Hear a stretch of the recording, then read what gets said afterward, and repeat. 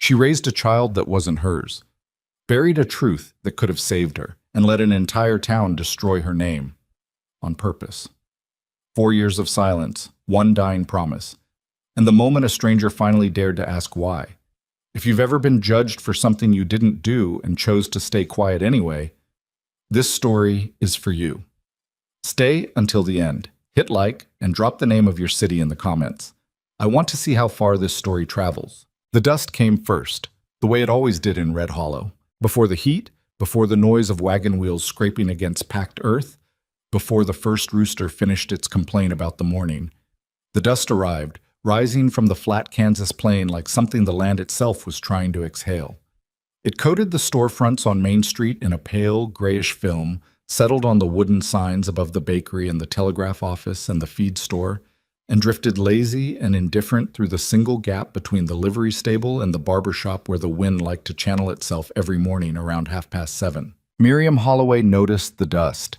She noticed everything about Wednesday mornings because Wednesdays were when Mrs. Calloway picked up her dresses, and Mrs. Calloway had a talent for finding something wrong that hadn't been wrong the week before. She stood behind the low wooden counter of her shop, a narrow building wedged between the post office and a shuttered millinery that nobody had rented in going on 3 years, and pressed a seam with the flat of her iron, watching the steam rise and curl and disappear.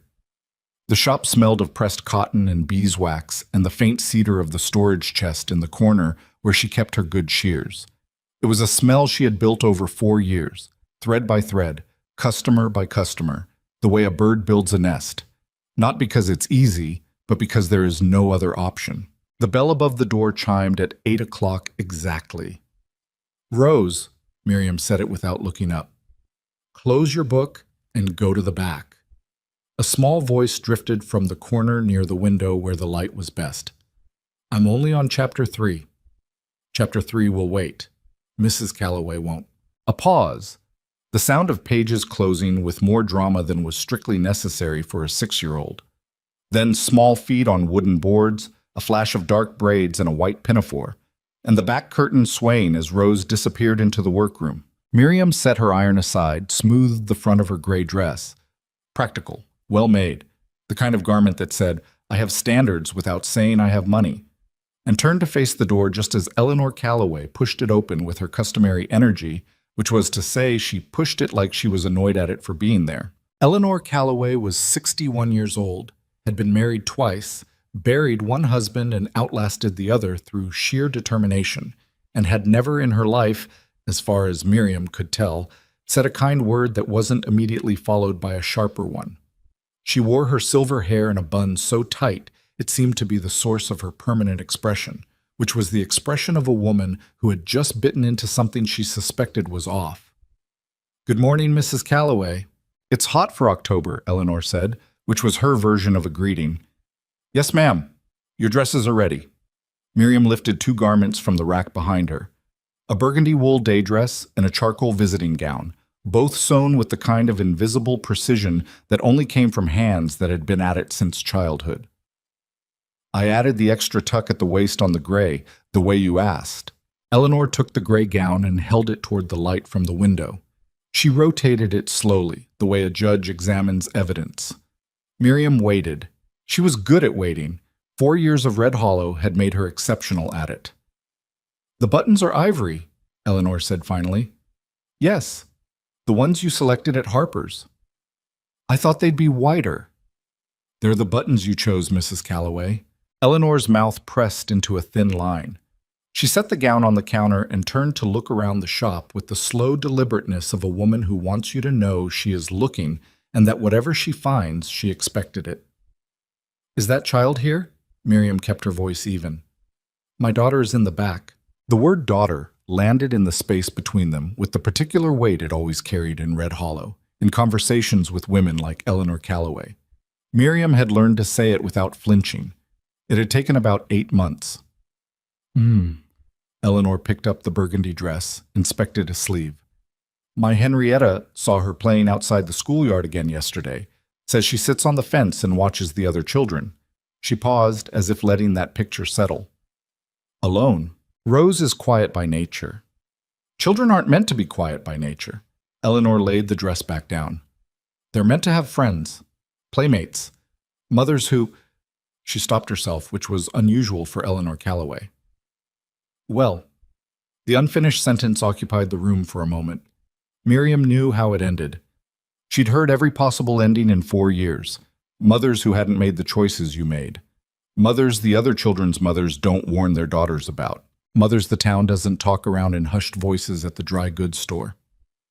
"How much do I owe you?" Eleanor asked, already opening her purse with the practiced efficiency of a woman who considers payment a transaction and nothing more. $4.20 for both. Money changed hands. Eleanor gathered her garments without the wrapping paper. She never took the wrapping paper, which Miriam had always read as a small signal, a refusal to let it look like a gift, and turned for the door. She stopped with her hand on the frame. "I'll say this, Miss Holloway." She didn't turn around. "Whatever else anyone says about you, and they say plenty, as you know, you do fine work. I won't argue that." Then she was gone, the bell chiming her exit, and Miriam let out a slow breath through her nose and stood very still for a moment before going to the back of the shop to find Rose. The little girl was sitting on the tall stool beside the cutting table, feet dangling, her book open in her lap again as if it had never closed. She had her mother's eyes, her real mother's eyes, Sarah's eyes, dark and quick, the kind that noticed things before they were said. Rose had always been like that. Even as an infant, she'd had a watchfulness about her that made Miriam feel, sometimes, like the child understood more than she let on. "She gone?" Rose asked without looking up. "She's gone. She always smells like mothballs and judgment." Miriam stopped walking, turned slowly toward the child. "Where did you hear a thing like that?" Rose kept her eyes on her book. "I made it up." "Rose?" "Mrs. Tanner said it to Mrs. Phelps outside the Mercantile. I was on the steps." She finally looked up, completely unrepentant. "I only agreed with it." Miriam sat down on the stool across from her and pressed her fingers against her forehead for a moment. The girl was 6. She was going to be a problem. The interesting kind, the kind that kept you on your toes. And Miriam was simultaneously dreading and mildly proud of it. You shouldn't repeat what grown women say in private conversation. Were they trying to be private? They were using their regular voices. "Rose." "Yes, ma'am." A silence. Outside, a horse stamped on the packed earth of the street. Somewhere down the block, the blacksmith's hammer started up its morning rhythm. "Did you eat the biscuit I left on the windowsill?" "Half of it." "Eat the other half." "It got dry." "I know it got dry. Eat it anyway." Rose slid off the stool with a theatrical sigh that was so entirely her, so entirely Sarah's, actually, a gesture that could have stepped straight out of Miriam's memory of her younger sister at the same age, that Miriam's chest pulled tight for a half second before she swallowed it back down. She was good at swallowing things down. That was another skill Red Hollow had perfected in her. Red Hollow sat at the edge of where the Kansas plains started pretending they might eventually become something else. To the west, the land went on flat and uninterrupted until the sky finally put a stop to it. To the east, some low-rolling hills broke up the horizon just enough to give the impression of variety without delivering on it. There was a church, a school, a general store, a telegraph office, 2 saloons, one respectable, one less so, a small hotel, a doctor who was sometimes sober, and approximately 400 people who had all, in one way or another, decided that Red Hollow was where they were going to make their stand. It was a town built by people who'd had hard years. Most of them carried the marks of it in their hands and their eyes. And the particular way they moved, slightly braced, like they were waiting for the next thing to go wrong. That kind of history made them generous in some ways and merciless in others. And the merciless parts tended to surface most consistently around anyone who seemed, by the narrow standards of the frontier, to be doing something that wasn't done. Miriam Holloway had been doing something that wasn't done for 4 years. She'd arrived in Red Hollow in the spring of 1882 with a 2-year-old on her hip, a trunk of sewing tools, $43, and no husband in sight. She told no one the full story. She hadn't offered an explanation, hadn't volunteered an apology, hadn't made any of the small apologetic gestures that might have softened the town's first impression of her. She'd simply found the empty shop on Main Street, paid the first month's rent to Mr. Dutton at the land office, and started working. Within a week, The speculation had found its shape and settled in like furniture. No husband, no family, nobody to vouch for her. Girl can't be more than 2. That was the version Red Hollow had settled on. And 4 years later, it was still the version it believed, because Miriam had never offered another one. Not once. Not to anyone. There were reasons for that, reasons that lived in a locked part of herself she didn't open during business hours or at church. She sat in the back pew. It seemed like the respectful thing, or when she was helping Rose with her sums at the kitchen table in the evenings. She opened it sometimes at night, when the shop was locked and Rose was asleep, and the town had gone quiet enough that you could hear the wind moving through the grass at the edge of Main Street, that particular low, restless sound that had always made her feel both very small and strangely steadied at the same time. She'd open it then. Let herself think about Sarah. Sarah, who had been 23 years old and reckless with the same bright, forward-tilting energy that now lived in Rose's eyes. Sarah, who had fallen in love with a man who was already married and hadn't told her so, and who had come to Miriam's door in the summer of 1879 with a growing belly and a story that broke both their hearts in different places. "I can't keep it, Miriam." Sarah's voice, the last night they'd spent together before everything went wrong. "Not the way things are. They'll know what I did.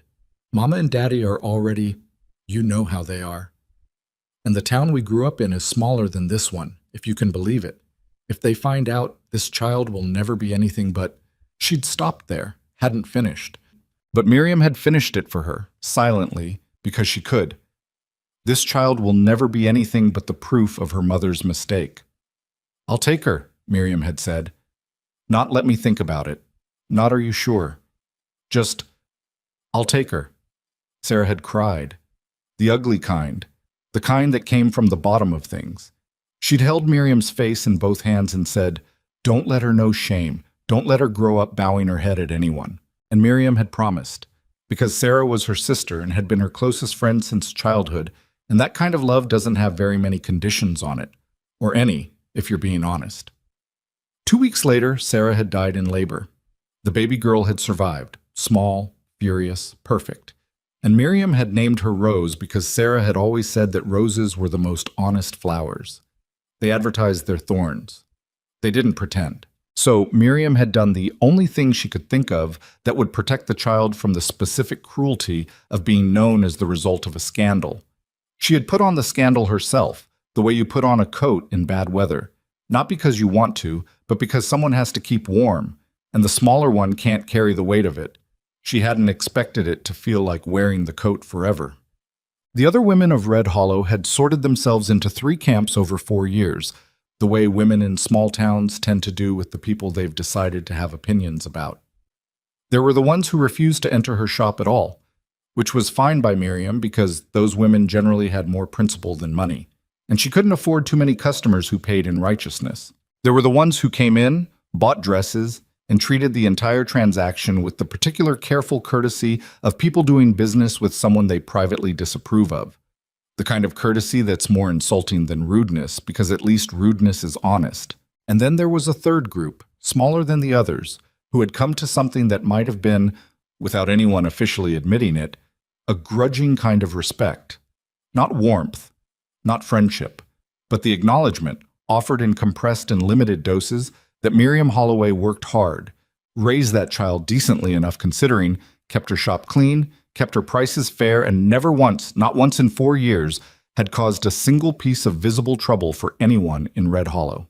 That group was led, more or less by default, by Nora Jacobs, who ran the dry goods store with her husband Clarence and had a laugh like a dog barking and was approximately the most direct person Miriam had ever met in her life. Nora had walked into Miriam's shop 3 months after it opened, looked around, said, "Nice seams," and ordered a work dress without any of the apologetic distance the others carried. She'd been doing it roughly once a season ever since, and she'd never once asked about the father, which, in Red Hollow, was the equivalent of a standing ovation. "You look tired," Nora said on a Thursday afternoon in early October, depositing a bolt of blue calico on the counter that Miriam hadn't ordered and raising her hand before Miriam could speak. "Before you tell me you're fine, I'll say that you always say that, and I always don't believe you, so we might as well skip that part." Miriam set down her scissors. "I appreciate the efficiency. Where's the kid?" School. Nora leaned on the counter with both elbows. The Prescott boy threw mud at her again. Ida Prescott came in this morning and told me like she expected me to be pleased about it. I told her that if I ever heard of her son doing that again, I would personally discuss it with Gerald Prescott in front of the whole Saturday market crowd, and she'd better believe I meant it. Miriam was quiet for a moment. You didn't have to do that. I know I didn't have to.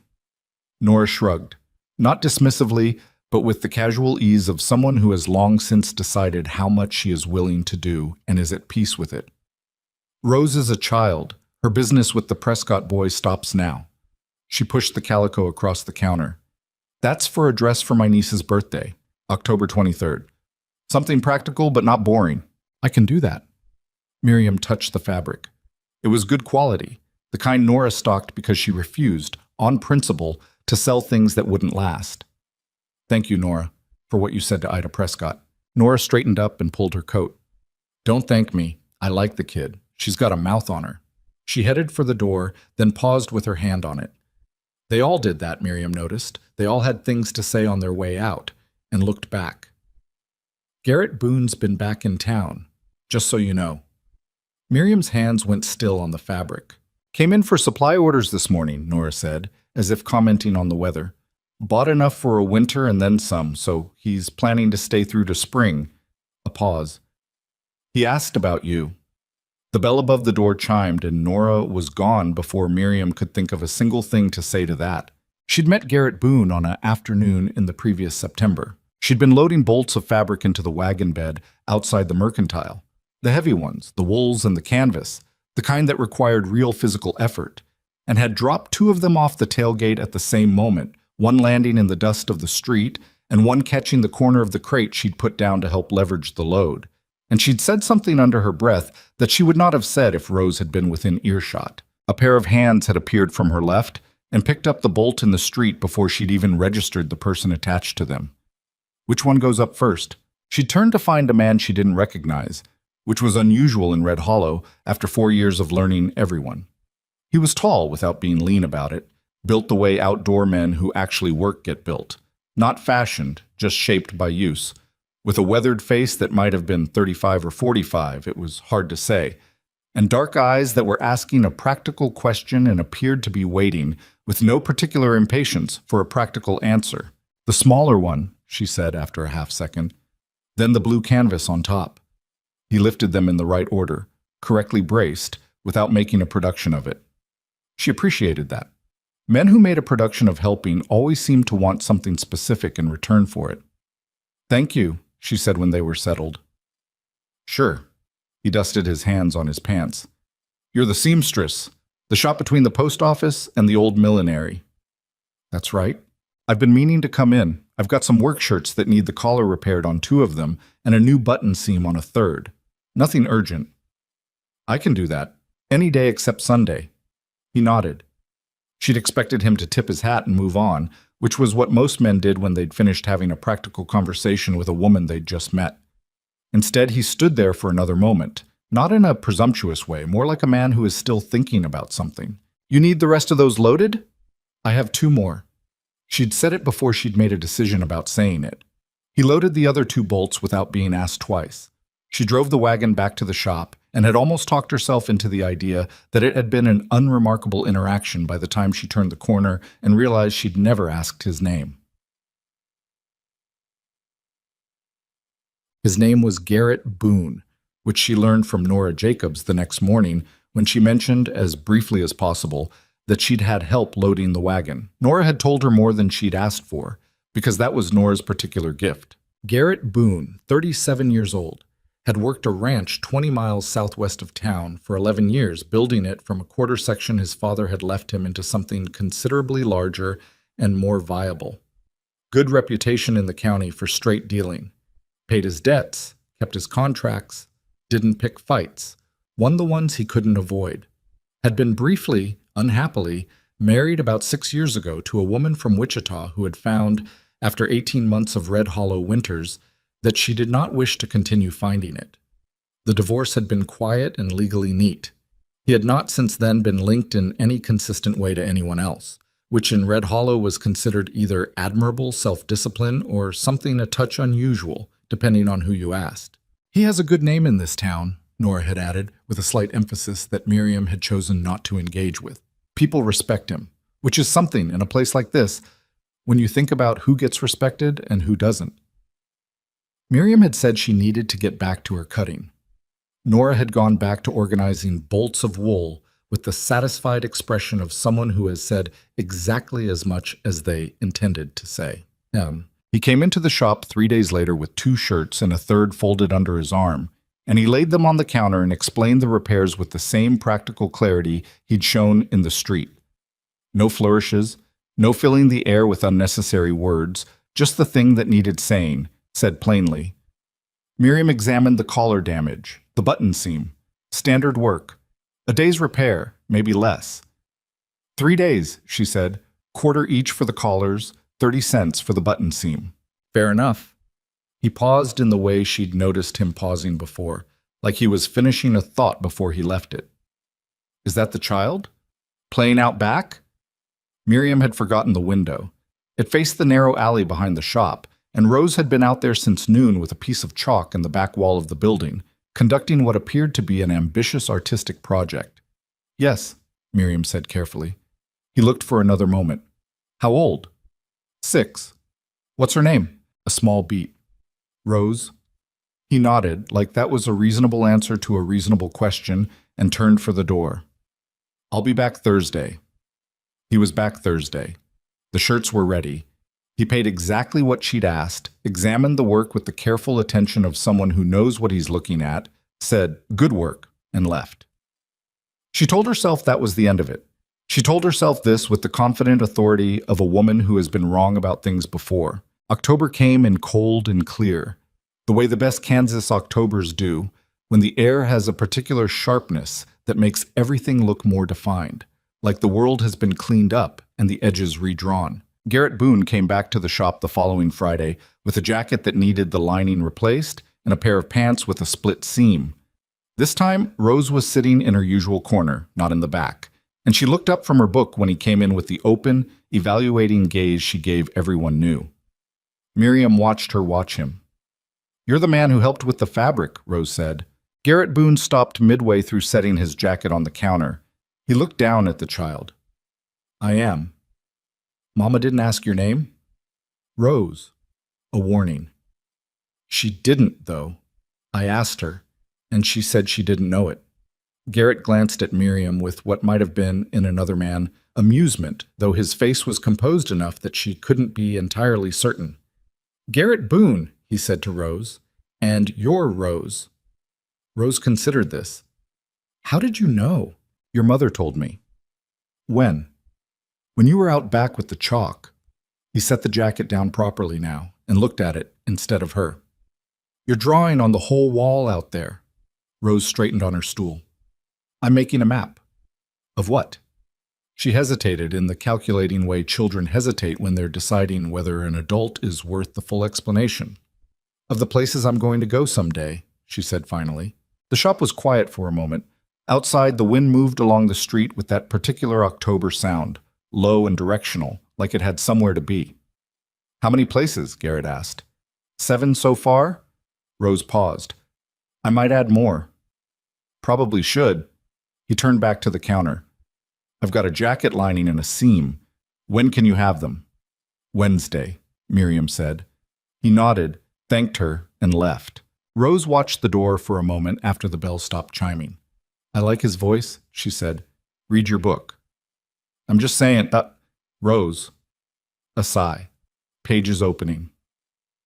Miriam turned back to her work and spent the next 10 minutes being very deliberate about the seam she was pressing, and not thinking about anything else at all. Malta. He came back Wednesday, and on the following Tuesday for a winter vest, and twice more in October for things that were less urgently needed than the previous visits, a fact she did not think about overmuch. The 4th time, he arrived at closing when the light through the front window had gone from afternoon gold to the flat, directionless gray of early evening, and Rose had already been taken upstairs to the 2 rooms above the shop that constituted their home, and put to bed with her book and a candle. Miriam was locking the display case when the bell rang. "I know it's late," Garrett said from the doorway. "I can come back." "I haven't locked the door yet." She stood up. "What do you need?" He came in slowly, hat in hand, which she noticed because he hadn't bothered with that particular formality before, and she filed it in the part of her mind that tracked small things. "Nothing, actually," he said. "I mean, I was going to bring a pair of gloves for lining, but they're not urgent." She looked at him. He looked back at her, which was something she noticed that Garrett Boone did consistently. He looked at you instead of past you, instead of toward the shop floor or the window or the middle distance, the way people looked when they were having a conversation they were slightly ashamed of having. "Miss Holloway," he said, "can I ask you something?" Every part of her stilled. "That depends on what it is." He was quiet for a half second, a man considering his words, which she respected more than she wanted to. "I've been in this town 11 years, he said. "I know everyone. I know how it works, and I've noticed what people say when your name comes up." He stopped. "I'd like to know if you're willing to say whether any of it is true." The shop felt very still. Miriam set down the key she was holding. "That's a direct question," she said. "I know it is. I figure you're owed that at least." She thought about the ways she could answer, the deflections, the polite reshapings. She'd used all of them in various combinations for 4 years. She was very good at them. "No," she said, "not the way they mean it." He held her gaze. "All right." That was all he said.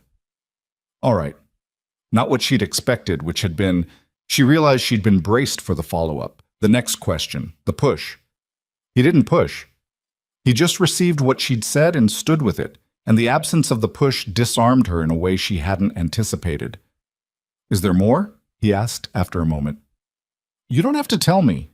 She picked up the key again, turned it over in her fingers. "There's more," she said. "But it's not a shop-closing story." The corner of his mouth moved. "I didn't think it was." He put his hat back on. "I'll bring the gloves by Friday." He went out into the October evening. Miriam locked the door and stood in the quiet shop for a long minute, listening to the wind outside going wherever October wind goes, and felt, for the first time in a very long time, something that wasn't quite unsettled but was in the same neighborhood. The particular feeling of a door that might have been, just slightly, opened. She wasn't sure how she felt about it. By the second week of November, Red Hollow had noticed Garrett Boone. This was not unusual. Red Hollow noticed everything, but the specific shape of its noticing had a particular flavor that Miriam felt each time she walked to the mercantile or stopped at the post office or brought Rose to the schoolyard. It wasn't the old flavor, the one she'd tasted for 4 years, the low-grade ambient disapproval that had become as constant and unremarkable to her as the dust on the windowsill. This was something sharper, more purposeful, with a slight edge of glee in it. People were watching to see what would happen. Garrett had started walking past her shop in the mornings. He had legitimate business on Main Street, the feed store, the land office, the telegraph, and she told herself that the route he took was simply the most direct one, which may have been true. He stopped in twice in 2 weeks, once with the gloves, once with a winter coat that needed the buttons reinforced. He didn't stay long. He didn't say anything that couldn't have been said in front of the whole town without raising a single eyebrow. But he spoke to Rose. That was the thing. He spoke to Rose the way adults rarely spoke to children in Red Hollow. Not performing for the parents' benefit the way they did sometimes when they wanted to seem fond, but with actual attention. He asked about the map on the wall. He'd apparently walked around the back of the building at some point and looked at it. "You've got the Western Territories wrong," he said to Rose on his second November visit, while Miriam was at the counter working the buttonholes on his coat. The space between there and there, he pointed at the marks Rose was showing him on a small paper version she'd copied inside. "That's not how far it is." Rose frowned at her paper. "How do you know?" "I've been there." She looked up. "To the Western Territories?" "Spent 2 years out there before I came back to Kansas." "Why did you come back?" "The land's better here." He said it simply, without nostalgia or performance. "Better for what I wanted to build." "What did you want to build?" "Something that lasts." He glanced over at Miriam, just briefly. Most things worth building take longer than you think. Rose looked at him for a moment with those quick, serious eyes. Do you have children? Miriam went still at the counter. No, Garrett said. Why not? Rose. Miriam's voice was quiet but final. The girl pressed her lips together. Garrett looked over at Miriam with an expression she couldn't quite read, not irritated, not performing patience, and then looked back at the child. That's a fair question, he said to Rose. The simple answer is that it didn't happen the way I'd have wanted it to. Rose considered this. That's sad? Some things are, he said. They're still worth wanting. He paid for the coat, said goodbye to both of them with equal directness, and went out into the cold November street. Miriam looked at the door after it closed. Then she looked at Rose, who was looking at the door too. He's not like the others, Rose said. Don't get attached. Rose turned to her with an expression that was, for a 6-year-old, disturbingly perceptive. Why? Because people's lives are complicated, Miriam said, and it's not always simple the way things work out. Rose looked at her for another moment. Then she picked up her paper map and went back to correcting the Western Territories, and Miriam went back to her work. And neither of them said anything else about it for the rest of the day. But she thought about it that night, lying in the narrow bed in the room above the shop, with the wind working the eaves and Rose's soft breathing audible through the thin wall between them. Miriam thought about the specific and inconvenient fact that Garrett Boone had at some point, quietly and without apparent effort, become a person she found herself thinking about between his visits. That was a problem. She had become, over 4 years, very practical about problems. She identified them, named them, and set them in a place where they couldn't do much damage while she kept working. It was a system that had served her in situations that would have broken a less organized person. The trouble with Garrett Boone as a problem was that he didn't hold still where she put him. Okay. The town's official opinion formed and announced itself at the November market. Miriam heard it from Nora, who delivered information the way she delivered everything else. Straight, undiluted, with the implication that you were expected to handle it. Gerald Prescott had a conversation with Garrett at the feed store yesterday, Nora said, measuring out a length of ribbon that Miriam needed for a commission. Loud enough that Willis Dutton heard it from the land office door. Miriam kept her face still. What kind of conversation? The kind where Gerald Prescott says he's only asking as a friend. Nora's scissors came down on the ribbon with a decisiveness that suggested how she felt about Gerald Prescott's version of friendship. He told Garrett that people were noticing he'd been spending time in your shop, that for a man of his standing in the county, that was, Gerald's word now, unwise. A pause. What did Garrett say? Nora folded the ribbon and set it on the counter with deliberate neatness. He said he was buying coat repairs and thought the work was good, and that he didn't see what Gerald's standing in the county had to do with the quality of Miss Holloway's stitching. Miriam absorbed this. Gerald pushed further, Nora said there were things a man should know before he went spending time with a woman in her situation. That there were questions about the child, the kind of questions that decent women in this town had. And? The word came out flatter than Miriam intended. And Garrett said, Nora paused, and her voice shifted slightly. Something in it that wasn't quite amusement, but was something. He said that if anyone in Red Hollow had bothered to ask Miss Holloway a direct question, instead of spending 4 years constructing an answer for her, they might have found something worth hearing. The shop was very quiet. He said that? Miriam asked. Willis Dutton told me word for word. Nora picked up her gloves from the counter. I thought you ought to know. She headed for the door, then turned back. They always turn back, with the expression of a woman who has one more thing to say. He also told Gerald that he'd been handling his own affairs since he was 17 years old and didn't expect to stop now. She went out. Miriam stood at the counter for a moment. Then she went to the back room where Rose was working on her map again and sat down across from her and said, How would you feel about getting some fresh air this afternoon? Rose looked up immediately. Yes. Don't make it sound like a jailbreak. Sorry. The girl was already putting down her pencil. Yes, please. They walked out into the November afternoon together, Miriam and Rose, through the front door of the shop and down the main street of Red Hollow, and Miriam kept her head up, the way she always did, because 4 years of practice had made it automatic. She thought about a man who had told Gerald Prescott in the feed store, loud enough for Willis Dutton to hear from the doorway, that the questions ought to have been asked directly. She thought about what it might mean, in a town like this, for a man like him to have said that. And she thought, walking through the cold November light with Rose's hand in hers, that it was entirely possible she had not calculated this situation correctly. She thought about Sarah more in November than she had in a long time. This happened sometimes in the colder months, when the days shortened and the light took on that particular quality of late autumn, low and sideways and golden, that for reasons she couldn't entirely explain always carried Sarah with it. Maybe it was that Sarah had died in November. Maybe it was just the way grief worked. It didn't announce itself.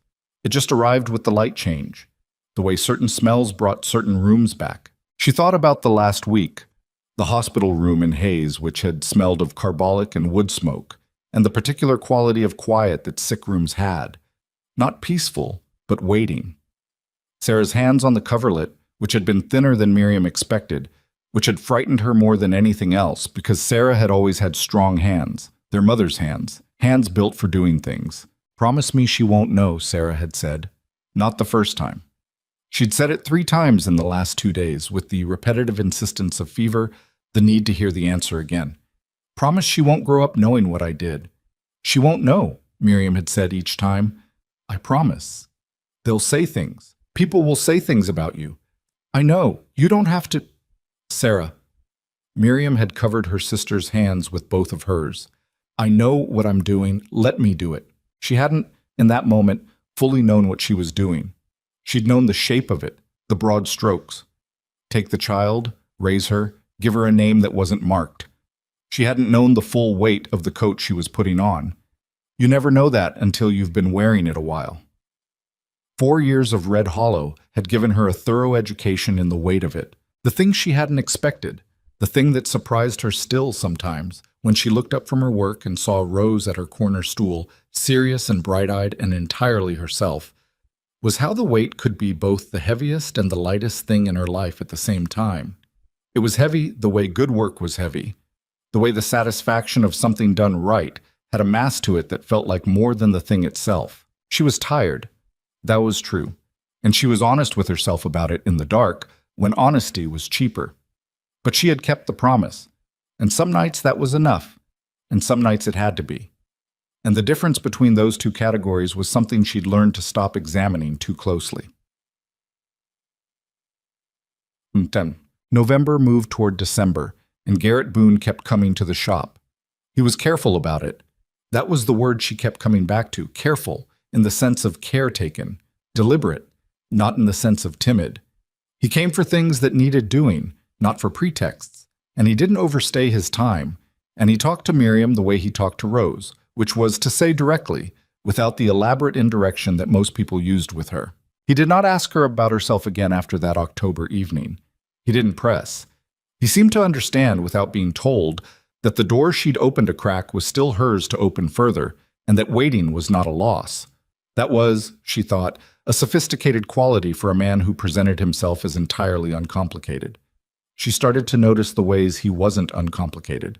He noticed when Rose seemed quieter than usual, which happened after the days at school when the Prescott boy made his opinions known, and he would ask her a question, always a real question, about the map, about her book, about something specific, that seemed designed to pull her out of wherever she'd gone. He did it without making a performance of doing it. He did it the way a person does something they've thought about. She noticed the way he looked at the shop, not at her, but at the shop itself, with the assessing, appreciative attention of someone who understands what it took to build something. He'd said once, looking at the framed sketch of a dress pattern she'd hung beside the window, "That's a good design. Did you draft that yourself?" And when she said yes, he'd looked at it for another moment and said, "Thought so." And the matter-of-factness of it had been more satisfying than a dozen elaborate compliments would have been. She noticed, on a Wednesday in late November when he came in with 2 more shirts and a pair of canvas work pants, that the buttons on his coat were the ones she'd reinforced 3 weeks ago, and they were holding exactly as they should, and the small, quiet pride she felt about that was entirely disproportionate to its importance as a piece of information. She noticed that she was noticing. It was a Tuesday in December, the second week, when he said what she had been, without fully admitting it to herself, been waiting for him to say. Rose was in the back. It was mid-morning, light and cold, and the street outside was busy with the particular hustle of a town preparing for winter in earnest. He'd come in with nothing to repair, which she noticed the moment he walked through the door because his hands were empty. "I don't have any work for you," he said, confirming it. "I noticed." He stood at the counter for a moment, that considering pause he had before he committed to saying something. Then he said, "I'd like to take you and Rose to the Saturday market this weekend, if you're willing." Miriam held the fabric she was working with in both hands and said nothing for a moment. Garrett, his name, for the first time. She hadn't meant to use it. "You know what that means if you're seen with us at the market." "I know what it means." "Gerald Prescott will—" "I'm not especially worried about Gerald Prescott's opinion." She looked at him steadily. "You should be. He talks to the people who matter to your contracts, your supply lines. Men like Gerald Prescott have more influence over your ranch than you'd like to think." "Maybe." He didn't look away. "But I find that I'm more interested in what I think is right than in what Gerald Prescott thinks is safe." "That's an easy thing to believe when you haven't paid the cost yet." The words came out harder than she'd meant them to. He absorbed them without flinching. "That's fair," he said. "But I'd like to start paying attention to whether the cost is real before I let it stop me from doing something." The shop was very quiet. Outside, a woman walked past the window with a basket of winter squash and didn't look in. "Why?" Miriam asked. The real question, the one under the practical ones. "Why does it matter to you? You don't know anything about me." He was quiet for a moment. When he answered like a man choosing honesty over a more comfortable answer. "I know you've been raising that child for 4 years with more dignity than the people judging you have managed in their whole lives," he said. "I know you work hard and do it well, and you've never asked anyone for anything. I know your daughter maps places she's never been because you've told her the world is larger than this town." He paused. "That's not nothing to know about a person." Miriam looked down at the fabric in her hands. "It's not daughter," she said. The words surprised her. She hadn't planned them. They came out the way things come out when the walls have been up long enough that they start, sometimes, in unexpected moments, to come down a little on their own. She looked up. He was watching her. "She's—" Miriam stopped. The familiar weight of the coat settled around her shoulders. "It's complicated." "Most things worth understanding are," Garrett said. She set the fabric down. "Saturday market," she said. Something in his expression shifted. Not relief, not triumph, more like a door that had opened from the other side. "Yes," he said. "I haven't said yes." "I know." The corner of his mouth. "You've said Saturday market. That's further than before." She thought, not for the first time, that he was considerably less uncomplicated than he chose to appear. "Let me think about it," she said. "I'll come back Friday." "I know you will." He went out into the December morning. Rose appeared in the back doorway with her book, watching the closed door with her mother's eyes. "Was that Mr. Boone?" "Yes." "What did he want?" Miriam picked up the fabric again. "To make things more complicated," she said. Rose considered this with the gravity of someone 6 years old with a sophisticated map of the world on the back wall of the building. "Sometimes complicated is better than simple," she said. Miriam looked at her niece, her sister's child. The promise made in a hospital room in haze with carbolic and wood smoke and thin hands on a coverlet. "Sometimes," she said. She went back to her work. The morning light came through the window, low and winter flat, and turned the dust in the air gold. And outside on the street of Red Hollow, the world went about its business, indifferent and unaware of the particular weight of what was shifting, quietly, in the narrow shop between the post office and the shuttered millinery. Rose went back to her map. Miriam pressed her seam, and the clock on the wall ticked toward Friday. Friday came the way Garrett said it would, which was without ceremony and exactly on time. He walked through the door of the shop at mid-morning, when the light was still climbing and the street outside had the particular busy but not rushed quality of a Friday in December, people settling accounts and loading wagons before the weekend closed things down. He had his hat in his hand again, which Miriam had begun to read, not as a performance of politeness, but as a signal of intention, The way men who spend most of their time outdoors carry their bodies differently when they mean something by being inside. "Well," he said. "Good morning to you too," Miriam said without looking up from the dress she was hemming. "Good morning." A pause. "Well?" She set the dress down on the counter, looked at him directly. "I've thought about it." "I know, you said you would. The market is not a small thing in this town. It's the whole town, all at once, on one street. I know what the market is. If you're seen walking through it with me and Rose, Miriam." He said her name the way you'd say something you'd been holding for a moment. "I know what I'm asking. I'm asking it anyway." She looked at him for a long moment. He looked back the way he always did, steadily, without the slight backward lean men sometimes had when they were trying to give themselves room to retreat from something. "Rose wants to go," she said finally. "I figured she might. She wants to look at the livestock pens. Apparently she's adding farms to her map and needs to understand scale." The corner of his mouth. "That's a good reason." "It's her reason. Mine is different." She picked up the dress again. "My reason is that I've spent 4 years making decisions based on what this town thinks of me. I'm tired of it." He was quiet for a moment. "That's a better reason," he said. Saturday morning arrived cold and iron gray, the kind of December sky that couldn't decide between clouds and clarity and settled on a colorless compromise that gave everything equal, unflattering light. Miriam dressed Rose in her wool coat and braided her hair and told her twice not to run ahead. And Rose agreed both times with the sincere, temporary compliance of a child who intends to comply until something more interesting presents itself. Garrett was waiting at the corner of Main and 2nd, which was not in front of the shop, which Miriam appreciated. It was a small thing, not staging it at her door, not making the opening image of it maximally visible. He had clearly thought about that. He was wearing a clean coat and a hat that wasn't his working one. And when Rose saw him, she walked faster in the specific way children walk faster when they're trying not to run. "Mr. Boone." She arrived beside him with great dignity. "Are we going to the livestock pens first?" "We can," he said, "if your mother agrees on the order of things." Rose looked at Miriam. "Livestock pens," Miriam said. "Then the market." The Saturday market in Red Hollow ran the length of 2 blocks, spilling off the main street into the side lot beside the church, and it smelled of horses and wood smoke and fry bread and the particular sharp sweetness of late-season apples that someone always brought down from the north.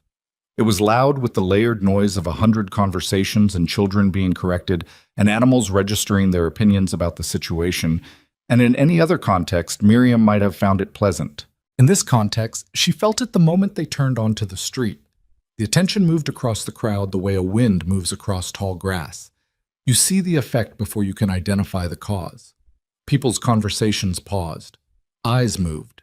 A woman near the jam stand touched her companion's arm, and the companion looked up and then looked away with the specific deliberateness of someone choosing not to be seen looking. Rose felt none of it. She had located the livestock pens and was already moving toward them with the focused purpose of a 6-year-old who has a cartographic mission. Garrett walked beside Miriam, unhurried, at the pace of someone who has no particular concern about the grass bending around him. "Gerald Prescott is at the apple stand," Miriam said quietly. "I see him. He's watching. Most people here are watching." He said it without heat, without tension, as a statement of fact. "That's all right.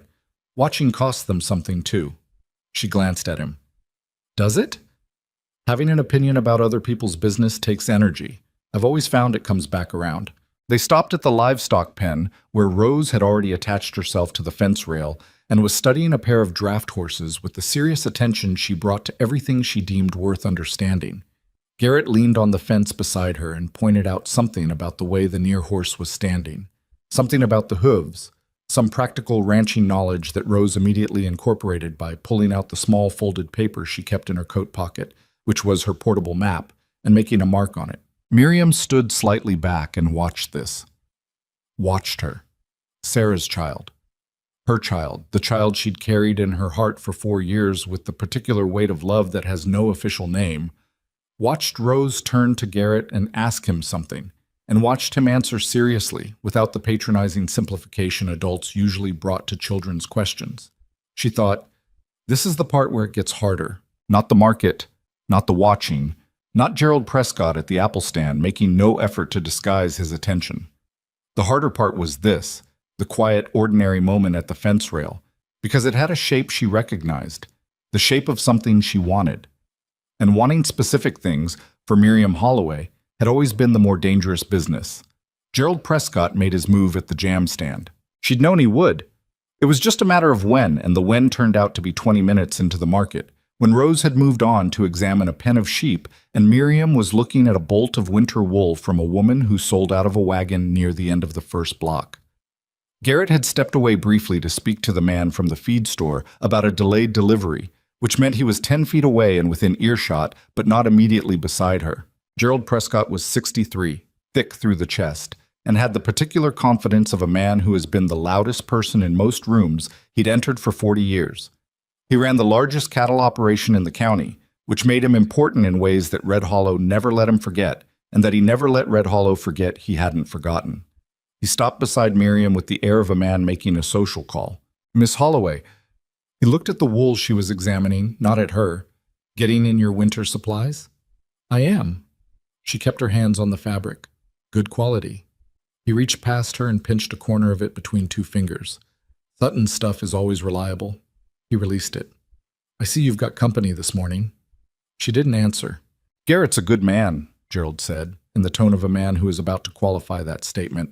"Known him since he started working that ranch. Solid, respectable." The pause that followed was long enough that the woman selling the wool had found somewhere else to look. "It'd be a shame to see that change." "I agree," Miriam said. "Integrity is worth protecting." Gerald looked at her directly for the first time. He had small gray eyes that were sharper than the rest of his face suggested. "You know what I'm saying?"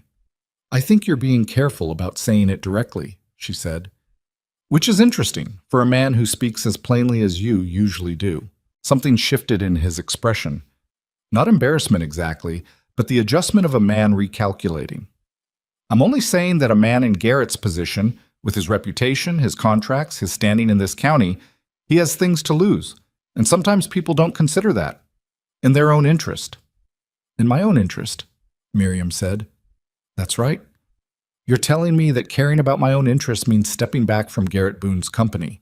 I'm saying some people might see it that way." She set down the fabric, turned to face him fully, which Gerald Prescott visibly had not expected. "Mr. Prescott," she said, and her voice was even because she'd had 4 years of practice at even, "I understand what you're trying to do. I'd ask you to consider that you've been having this kind of conversation with and about me for 4 years, and I'm still here. My shop is still here. She paused on the word, not from hesitation, but from intention. "My daughter is still here, and the only standing I've ever been interested in is my own." She picked the wool back up and turned to the woman behind the wagon. "I'll take 3 yards." Gerald Prescott stood there for another moment. Then he moved away, back toward the apple stand, with the gait of a man who has not exactly lost, but is reconsidering the terrain. Garrett was beside her by the time she'd finished paying. "I saw," he said. "I know you did. Did you need—" "No." She folded the wool over her arm. "I didn't need anything, but thank you." He looked at her with that particular look he had, the one she'd stopped being able to entirely read because it had too many things in it. Then he said, "Rose is interrogating the sheep farmer about wool grades." "Of course she is." He seems pleased about it. "She has that effect on people who aren't too invested in their opinions to enjoy a good question." They walked back toward Rose, side by side, through the middle of the Saturday market in Red Hollow, and Miriam kept her head up the way she'd learned to, and she didn't look at the people who were watching, and she felt, under the fatigue and the wariness and the practiced armor of 4 years, something she hadn't felt in a long time walking through this town. She felt like she was exactly where she'd chosen to be. That lasted until Monday morning, when the machinery of Red Hollow's social opinion got properly organized. It arrived first through Ida Prescott, Gerald's wife, who had always handled the social dimensions of her husband's business interests with considerably more finesse than Gerald himself. Ida was at 3 houses by Monday afternoon, which Miriam knew because Nora Jacobs told her Tuesday morning with the faithful reporting efficiency of someone who understood that information was a form of care. "She's telling people Garrett's being taken advantage of," Nora said. "That you engineered the market appearance. that men without family, without women to guide them, are susceptible to...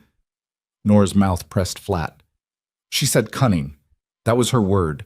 Miriam was at her cutting table. She kept her scissors moving. What else? She raised the question of Rose again, who the father is. Said she'd heard a name, though she didn't say whose name, which means she's making it up. Nora paused. Margaret Holt won't be bringing her girls to your shop for their spring dresses. Margaret Holt doesn't pay on time anyway. That's true. Nora watched her. Miriam? I'm fine. You're cutting that fabric too fast. Miriam stopped, looked down. The cut wasn't bad, but Nora was right that it was faster than her standard, which was her body betraying what her face had decided not to show. She set the scissors down. I knew it would happen, she said. I knew the market would do this. So why'd you go? She thought about the fence rail, about Rose with her map paper and a question about draft horse hooves, about the feeling of walking through the middle of Main Street and choosing it. Because I was tired, she said, of not going. Nora was quiet for a moment, which was unusual enough that Miriam looked up. He came to our store Monday morning, Nora said. Garrett. Bought supplies, like usual. Willis mentioned, casual, you know Willis, that there'd been some talk around the market after Saturday. She straightened a bolt of fabric that didn't need straightening. Garrett said he'd heard. Willis asked if he wanted to make a comment about it, just to clear the air, maybe save himself some trouble. She paused. Garrett said he'd had all the comment he needed on Saturday and didn't see the use of repeating himself. Miriam looked at the table. He's going to get hurt by this, she said. Not right away. But these things accumulate. Gerald Prescott has long memory and longer reach. Probably.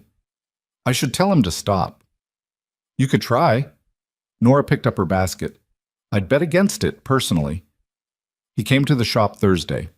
He had nothing to repair. He didn't pretend otherwise. I've heard what's being said, Miriam told him, before he'd gotten all the way through the door. She wanted it said first, not arrived at through the middle of something softer. Ida Prescott is working the social circuit. There's a version of this that doesn't just affect how people talk about me. It affects your contracts, your reputation with the county men you work with. I've heard what's being said, he agreed. He came to the counter. This town has a long memory, Garrett. I know. And you've spent 11 years building something here. Miriam? He waited until she stopped. I'm a grown man. I've been making decisions about what I'm willing to risk since before I came to this county. I don't need Gerald Prescott's approval for my choices, and I don't need you to protect me from the consequences of them. You don't know the full picture, she said, about me, about Rose. There are things... She stopped. I know there are. He was very still. And I'm not asking you to tell me before you're ready, but whatever they are, they don't change what I can see with my own eyes. What do you see? He looked at her for a moment. A woman who has been carrying something heavy for a long time, and doing it alone, because she made a promise to someone. He paused. And a child who maps the world larger than the one she was given. The shop was completely quiet. Outside, December wind moved along the street. You can't know that, she said. The carrying part or the promise part? Either. Maybe not. He didn't back down from it. But I'm asking you to let me know you better, not the story Red Hollow has made up. You. She looked at him for a long moment. The winter light through the window was flat and honest, the kind that showed everything without flattering it. And in that light, Garrett Boone looked like what he was. A man who had worked hard for 11 years at something he'd built with his own hands, who was not young and not unaware of consequences, and who was standing in her shop on a Thursday afternoon because he had chosen to be. I need you to understand something, she said. If you push for this, whatever this is, and you find out what you don't yet know, and it changes things, it won't. You can't say that. You don't have the information. All right. He conceded it with a small nod. But I can say that I'm asking to have the information, and that I'm asking because I've decided I want to know, not because I stumbled into it. She turned away from him, walked to the window. The street outside was ordinary December. A wagon, 2 women talking outside the post office, a dog optimistic about its chances near the bakery doorway. My sister died in November, she said. 4 years ago. She heard him go very still. She was 23. She'd made... Miriam paused. This was the threshold. She could feel it.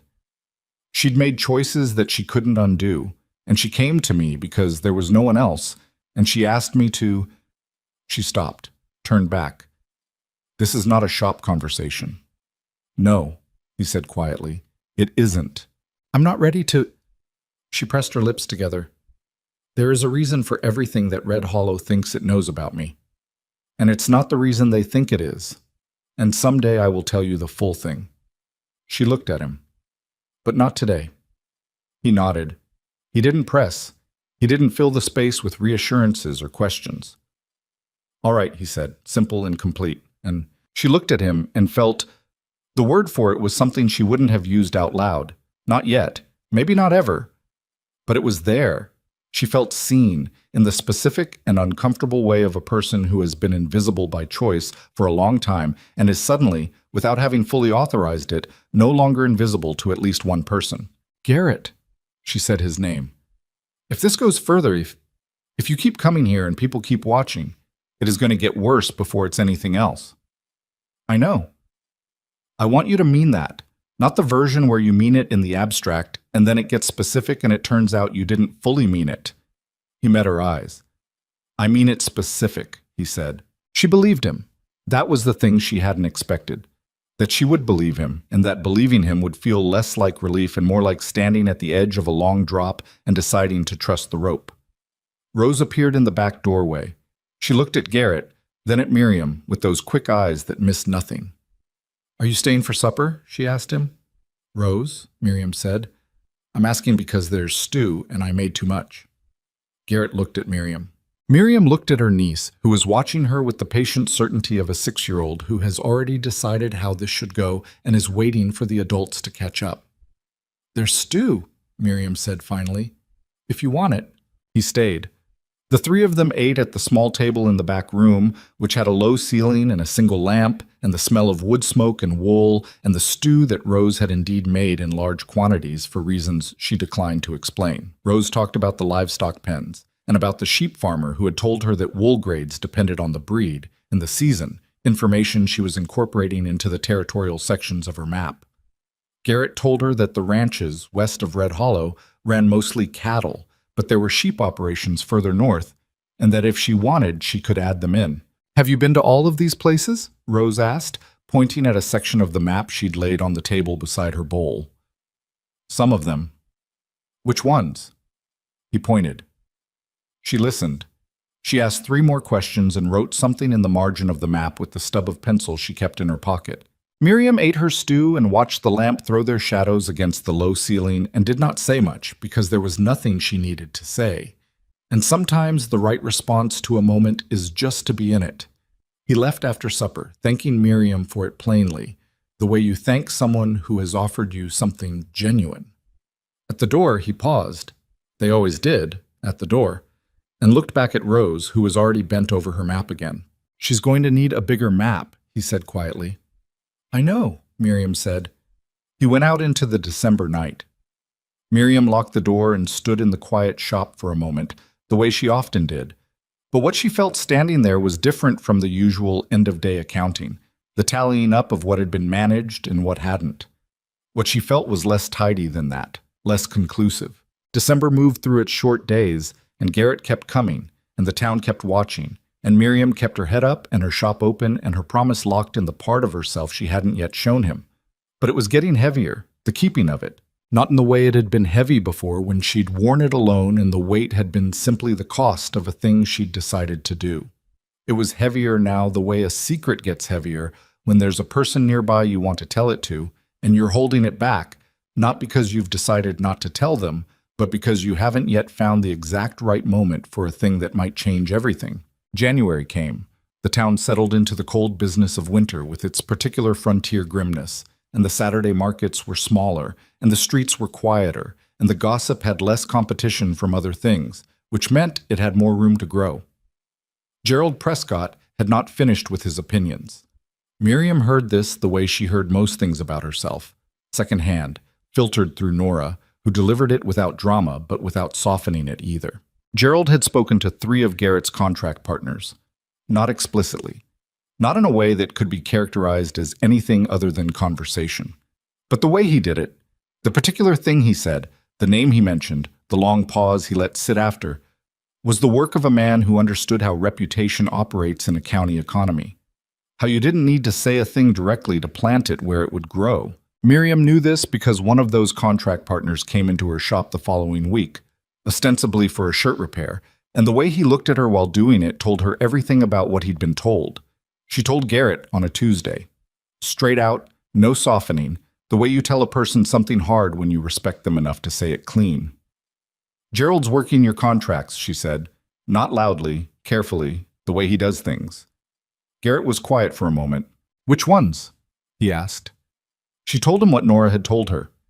He listened with the still attention of a man calculating, not reacting, and the fact that his face didn't change much told her something about how well he'd learned to keep his own counsel. That's going to cost me, he said finally. Not a complaint. Just true. I know.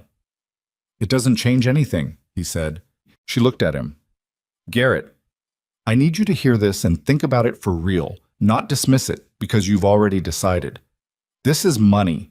This is your ranch, things you've spent 11 years building. She paused. I'm not asking you to walk away. I'm asking you to be certain. He looked back at her. I'm certain, he said. And I've heard you. And I understand what you're saying. And I'm still certain. She looked at him for a long moment. At the man who had loaded fabric bolts in a September street without being asked. Who had asked Rose questions about her map like they mattered.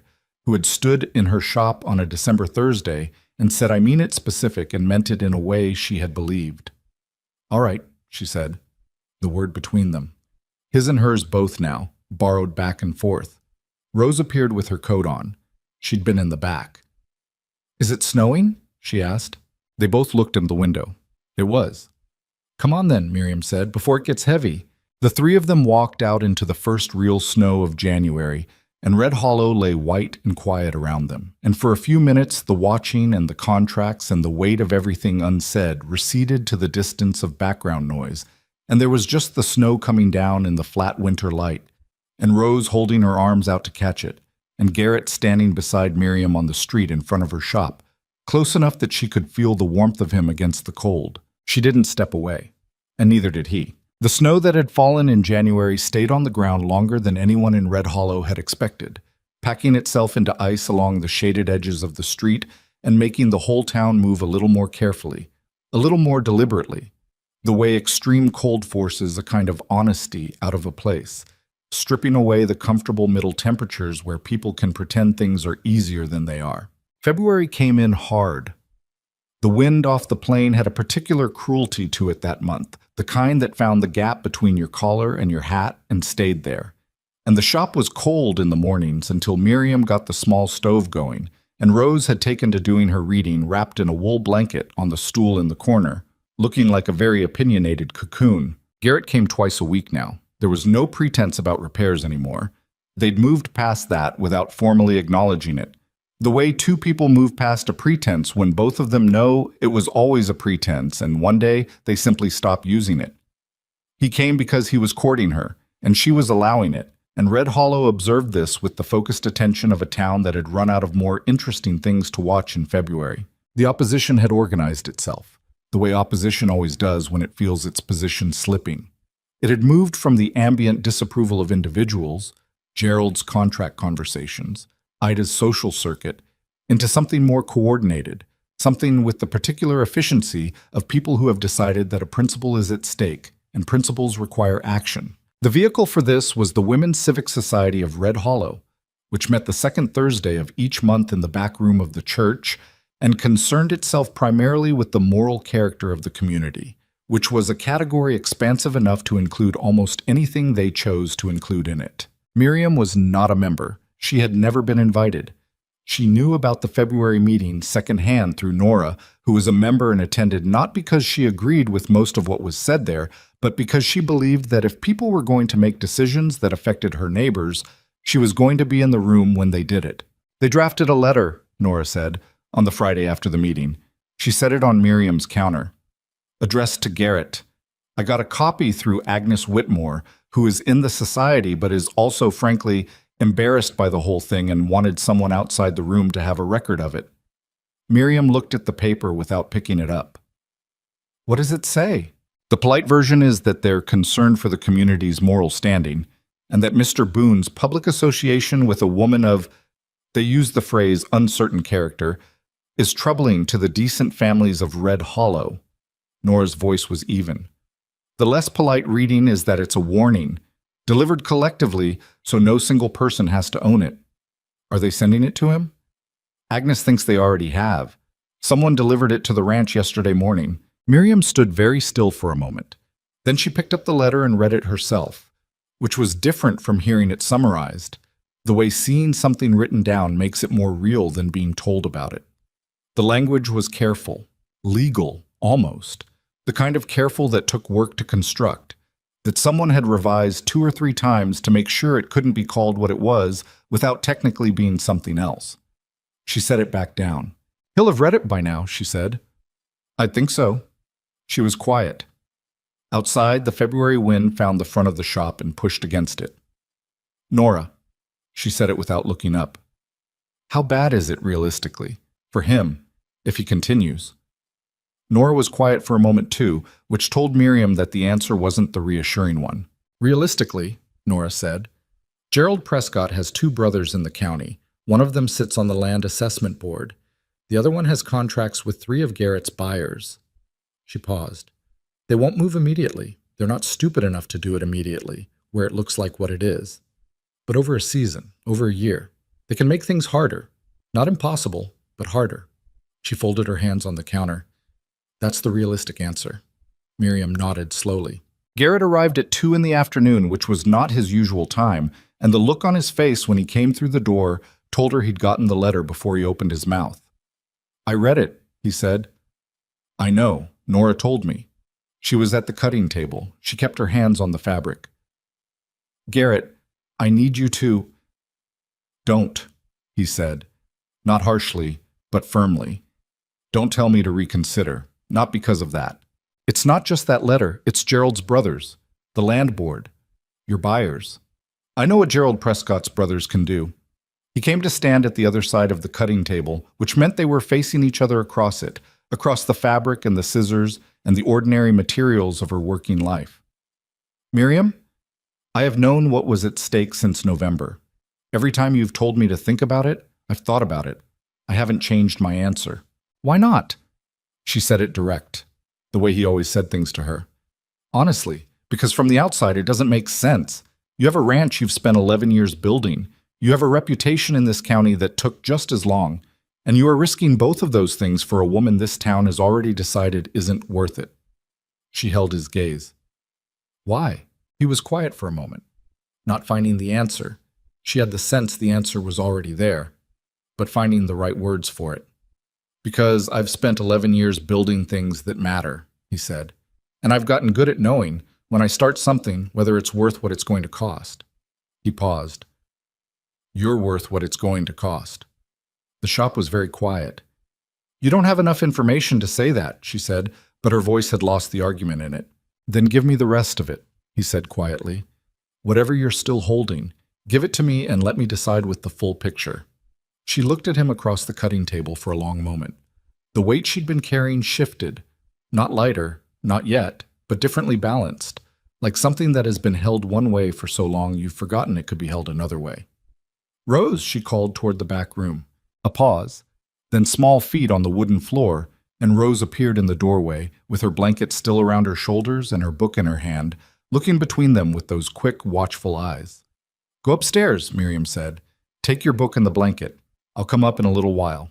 Rose looked at her for a moment with the specific perceptiveness she had always had, the quality of really looking at a person's face and reading what was there.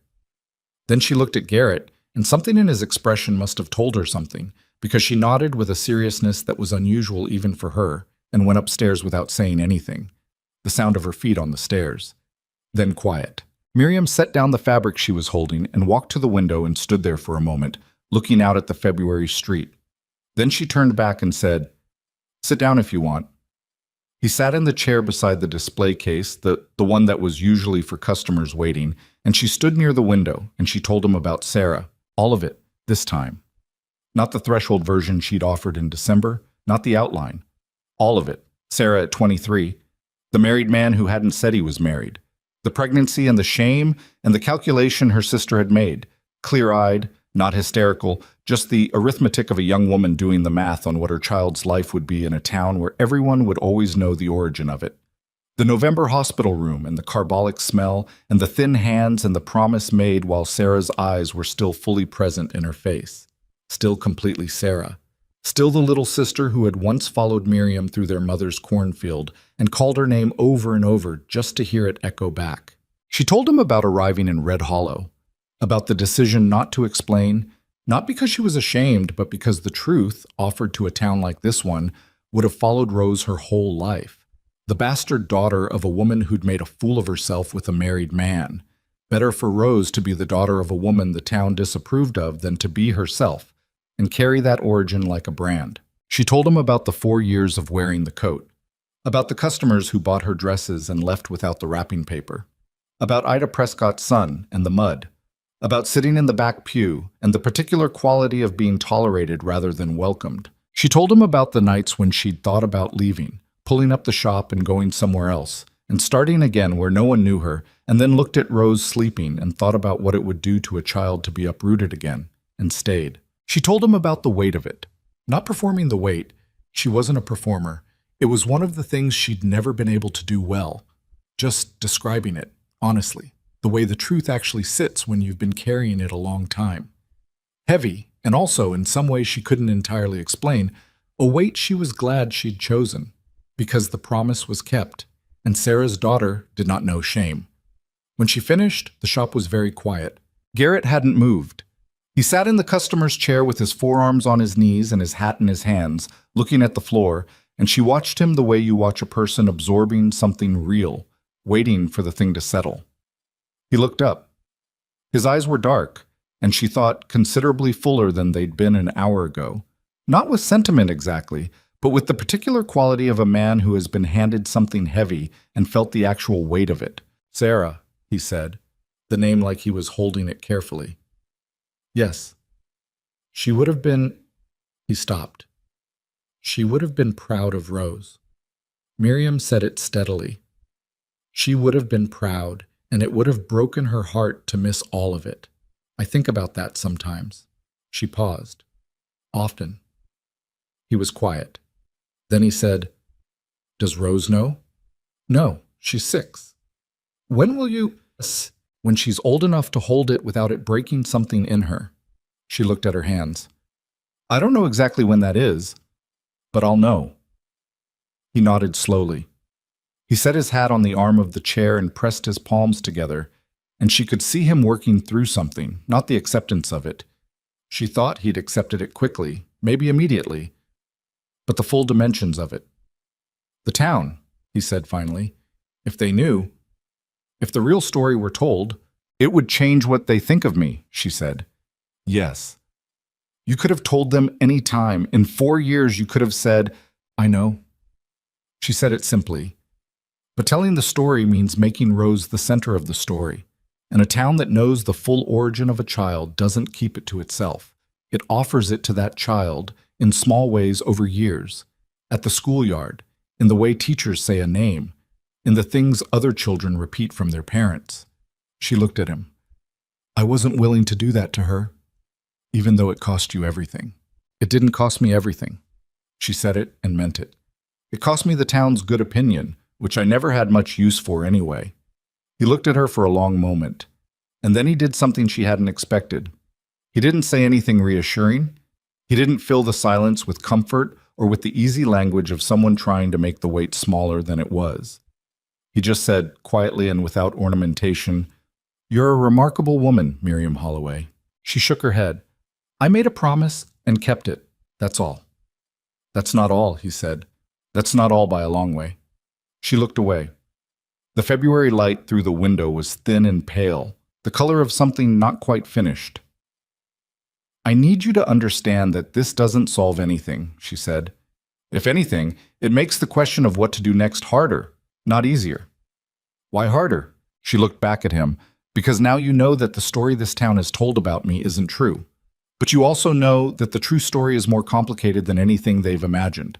And complication doesn't make a situation simpler, Garrett. It usually does the opposite. He was quiet for a moment, considering that. Does it change what you want? He asked. Now that you've told me. The question surprised her. She stood with it for a moment. What do you mean? I mean, he turned his hat in his hands. Have you been keeping your distance from me, from this, because of the secret? And now that you've told it, does what you want change? She thought about the fence rail at the livestock pens and the snow falling in January and the supper table with the low lamp and the quality of being seen. She thought about all the ways she'd tried to keep this man at a manageable distance and how consistently she'd failed at it. No, she said. What I want hasn't changed. Then we're in the same place, he said, simply. She let out a slow breath. You make it sound straightforward. It's not. He stood. But I've found that most things that aren't straightforward still have a right direction, and I know which direction this is. He picked up his hat. He was almost at the door when she said, Garrett. He turned. Thank you, she said, for waiting, for the right kind of waiting. He nodded once, that particular nod of his that conveyed more than its brevity suggested. Then he went out into the February cold. Miriam stood in the quiet shop for a moment.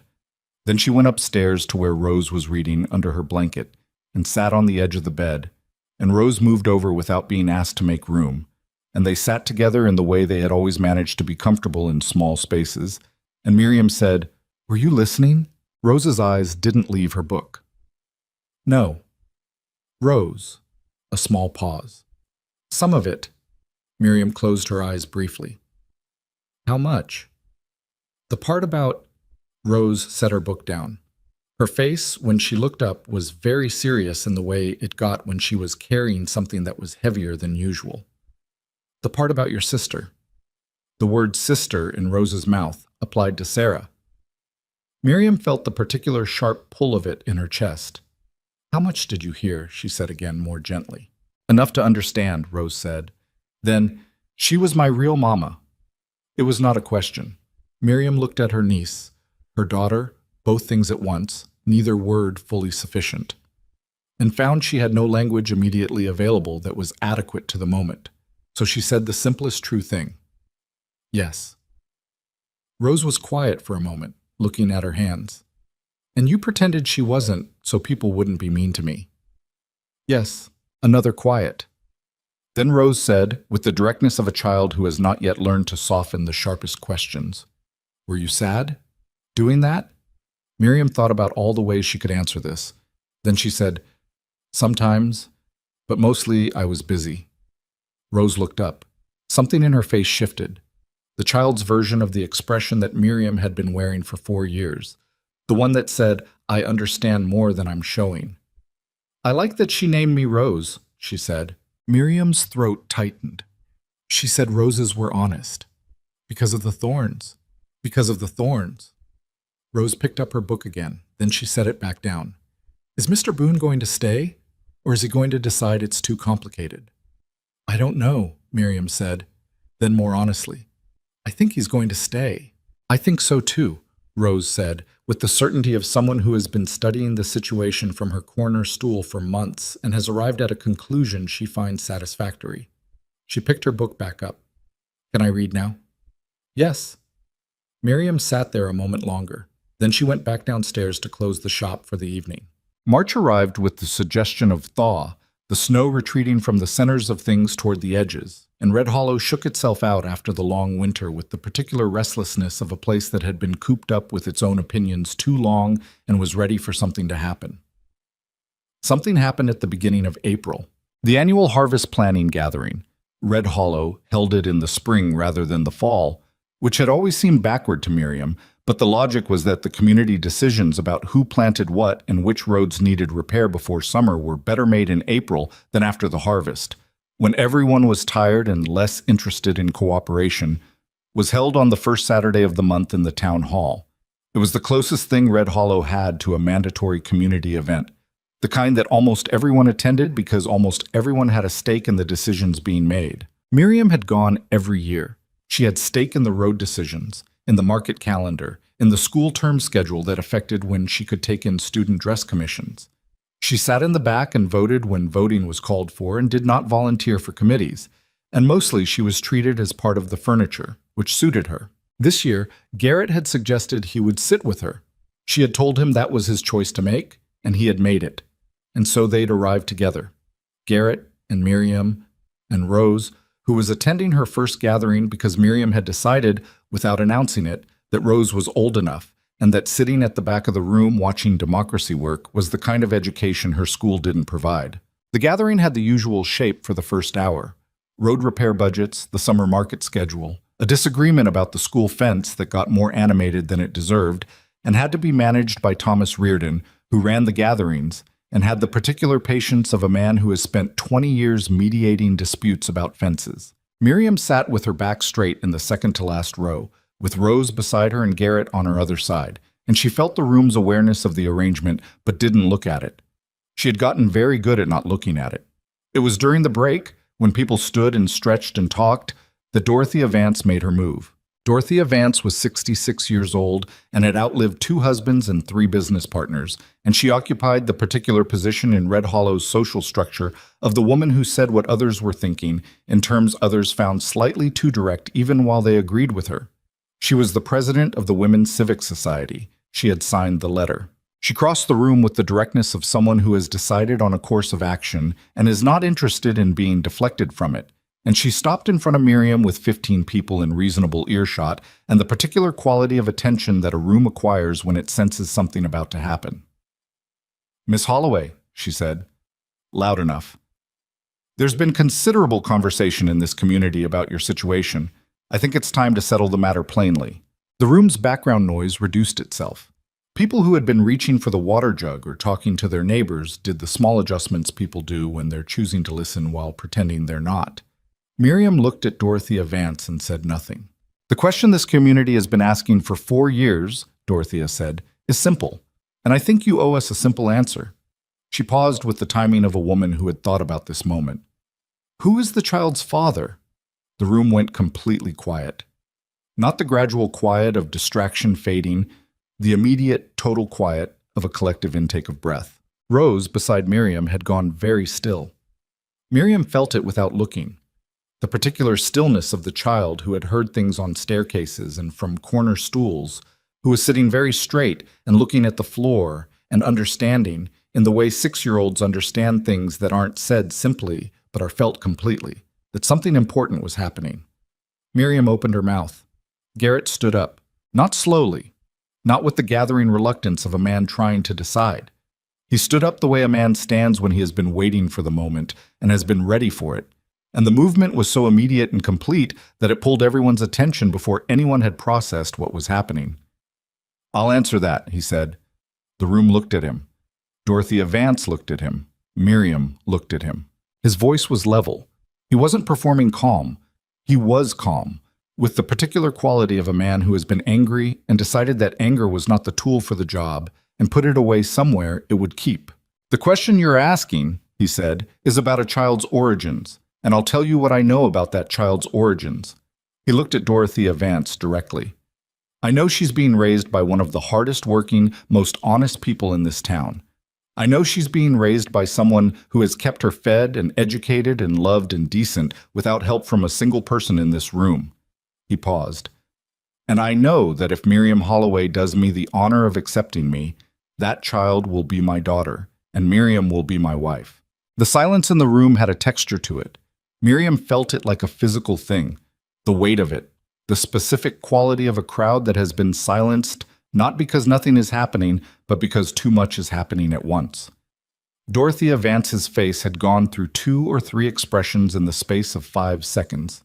"Mr. Boone," she said, and her voice had lost some of its certainty, "that doesn't answer the question." "No," he said, "it doesn't, because it's not a question that belongs to this room." He looked around at the people who had been pretending not to listen. "The question of who Rose is belongs to Miriam and to Rose, not to the Women's Civic Society, not to Gerald Prescott, not to any person in this hall." He sat back down slowly, with the finality of a man who has said exactly what he came to say. Now, I believe Thomas was moving on to the summer road schedule. Thomas Reardon, to his considerable credit, immediately opened his folder and said, "Yes, the southern road from the mill junction, we had estimates come in from 2 contractors." And the meeting reorganized itself around him with the slightly dazed efficiency of people who needed something ordinary to do. Miriam sat very still. Rose, beside her, slipped her small hand into Miriam's and held it. Miriam looked down at her. Rose was looking straight ahead with her jaw set and her eyes bright, and that expression she had. Sarah's expression, she thought again, as she always did, the same thing in a different face. The one that said she had processed something and landed on the other side of it. "You okay?" Miriam said, low. Rose nodded, then quieter still. "He meant it, didn't he?" It wasn't a question. She said it the way a child says something when they're checking not the fact of it, but their own reading of it. "Yes," Miriam said. "He meant it." Rose squeezed her hand once and then let go and put both hands in her lap, and sat there with the straightened spine of someone who has received news that is large and is choosing to hold it properly. Miriam looked at the front of the room, where Thomas Reardon was explaining road repair estimates, and where half the room was looking at Thomas, and half was doing the thing people did when they were pretending to look at Thomas while actually recalibrating everything they thought they knew. Dorothea Vance, across the room, had sat down. She was looking at the floor. Miriam watched her for a moment and saw, for the first time in 4 years of Dorothea Vance's existence in her life, something she hadn't expected to see on that face. Not remorse, not yet, but the beginning of a question. The kind of question that precedes remorse, when a person starts to wonder if they had the story wrong. Garrett leaned slightly toward her, not touching, not performing anything for the room, and said quietly, "I should have asked you before I said it." She looked at him. "The part about my wife," he said. "I should have asked before I announced it to a room full of people." She looked at him for a moment, at this man who had loaded fabric in a September street and eaten stew at her small table and listened to the full weight of her sister's story without flinching, who had just stood up in the town hall of Red Hollow, Kansas, in front of everyone whose opinion had any bearing on his contracts, or his reputation, or his 11 years of built-up standing in this county, and announced his intentions without a flicker of hesitation. "Yes," she said, "you should have." He held her gaze. "I'm asking now." She thought about the coat, the weight of it, 4 years. "You're asking in a room full of people who are pretending to listen to road repair estimates," she said. "I know. That's terrible timing. I know that too." She looked at him. She thought about Rose's hand in hers, and the word daughter spoken in front of a silenced room, and the promise she had made to Sarah in a November hospital that smelled of carbolic and wood smoke. She thought about all the things that were still complicated, the story that still hadn't been told fully, the town that had made up its mind and would need to unmake it, the cost to his ranch that wasn't finished coming, all the messy, specific, unglamorous work of what came next. She thought, none of it has gone away. She thought, and I'm going to say yes anyway. "We'll discuss it later," she said, "when Thomas finishes the road schedule." Garrett looked at her for a moment. Then he looked at the front of the room. "Fair enough," he said, and they sat there together in the second-to-last row of the Red Hollow Town Hall, with the road repair estimates being read out and the room slowly reassembling itself around the ordinary business of a community, and Miriam felt the coat on her shoulders, still there, still heavy, but with the particular feeling of a weight that has been shared between 2 sets of hands, which does not make it lighter, exactly, but changes everything about how far you can carry it. The road repair estimates took another 40 minutes. Miriam sat through all of them with her hands in her lap and her back straight and her eyes on Thomas Reardon at the front of the room, and she was aware, in the peripheral and continuous way she'd become aware of such things over 4 years, of exactly how many people in the hall were doing the same thing she was, pointing their faces at Thomas while their attention was somewhere else entirely. Garrett sat beside her without fidgeting, without the restless energy of a man waiting for something to resolve itself. He had said what he came to say, and appeared to have made his peace with having said it, and the stillness of him was, she found, steadying in a way she hadn't expected and didn't entirely know what to do with. Rose had fallen asleep against Miriam's arm by the time the road schedule was finished. This was either a testament to the child's ability to sleep anywhere or to the particular soporific quality of Thomas Reardon discussing contractor bids, and Miriam suspected it was some of both. She sat with the warm weight of Rose against her shoulder and felt the room begin to move around them as the gathering broke up, and she braced for what was coming. What came first was Agnes Whitmore. Agnes was 52, the wife of the telegraph operator, a small woman with quick gray eyes who had been at the Women's Civic Society meeting and had given Nora the copy of the letter, and who was, Miriam had always thought, a fundamentally decent person operating inside a social structure that didn't always make decency easy. She stopped in front of them with the purposeful directness of someone who has decided to do something uncomfortable before they lose their nerve. "Miss Holloway," she said. Then, "Mr. Boone." She looked at Miriam. "What he said. What he said about the child being his daughter and you being his wife." She stopped, pressed her lips together. "That was a good thing. That was the right kind of thing." She said it quickly, like she was getting it out before she could take it back, and then she nodded once and moved away before either of them could respond. Garrett watched her go. "That was something," he said quietly. "That was Agnes Whitmore deciding which side of a line she was on," Miriam said. "It cost her something. The society will hear about it by tomorrow morning." He looked at her. "Does that happen? People choosing sides?" "Sometimes." She shifted carefully so as not to wake Rose. "Not always the sides you expect." He was quiet for a moment. Then he said, "Miriam, we need to talk about what comes next." "I know. Not here." "No, not here." They left when Rose woke, which was another 10 minutes, and the child came out of sleep with her usual efficiency, blinking once and then sitting up straight and looking around like she'd only been resting her eyes. They walked out of the town hall together into the April evening, which had the particular quality of early spring evenings on the Kansas plain. Cold still, but with something underneath the cold that wasn't quite warmth yet, more the suggestion of it, the way the light lasted a few minutes longer each day, and you could feel the season considering its options. Dorothea Vance was on the steps. She was standing to the side, not blocking the way, not positioned for confrontation. She looked, Miriam thought, like a woman who had been standing there for a few minutes working up to something she wasn't sure she could manage. Her usual certainty was absent, and the absence of it made her look older. She looked at Miriam directly. Not at Garrett, at Miriam. "Miss Holloway." Her voice was not the voice she'd used inside. It had come down from the register of public declaration to something more ordinary and considerably less comfortable. "I owe you—" She stopped, pressed on. "What I asked in there, the way I asked it, in front of—" Her eyes moved briefly to Rose, and something in her face did something Miriam had never seen it do. That wasn't right. The steps of the Red Hollow Town Hall were not the setting Miriam would have chosen for this particular conversation, and Dorothea Vance was not the person she would have expected to be having it with. She stood with it for a moment. "No," she said. "It wasn't." Dorothea nodded, a short, compressed movement. She looked like she'd expected something harder, and wasn't sure what to do with having gotten something measured instead. She looked at Rose once more. The child was watching her with the frank, unself-conscious attention of someone who finds the adult world perpetually interesting.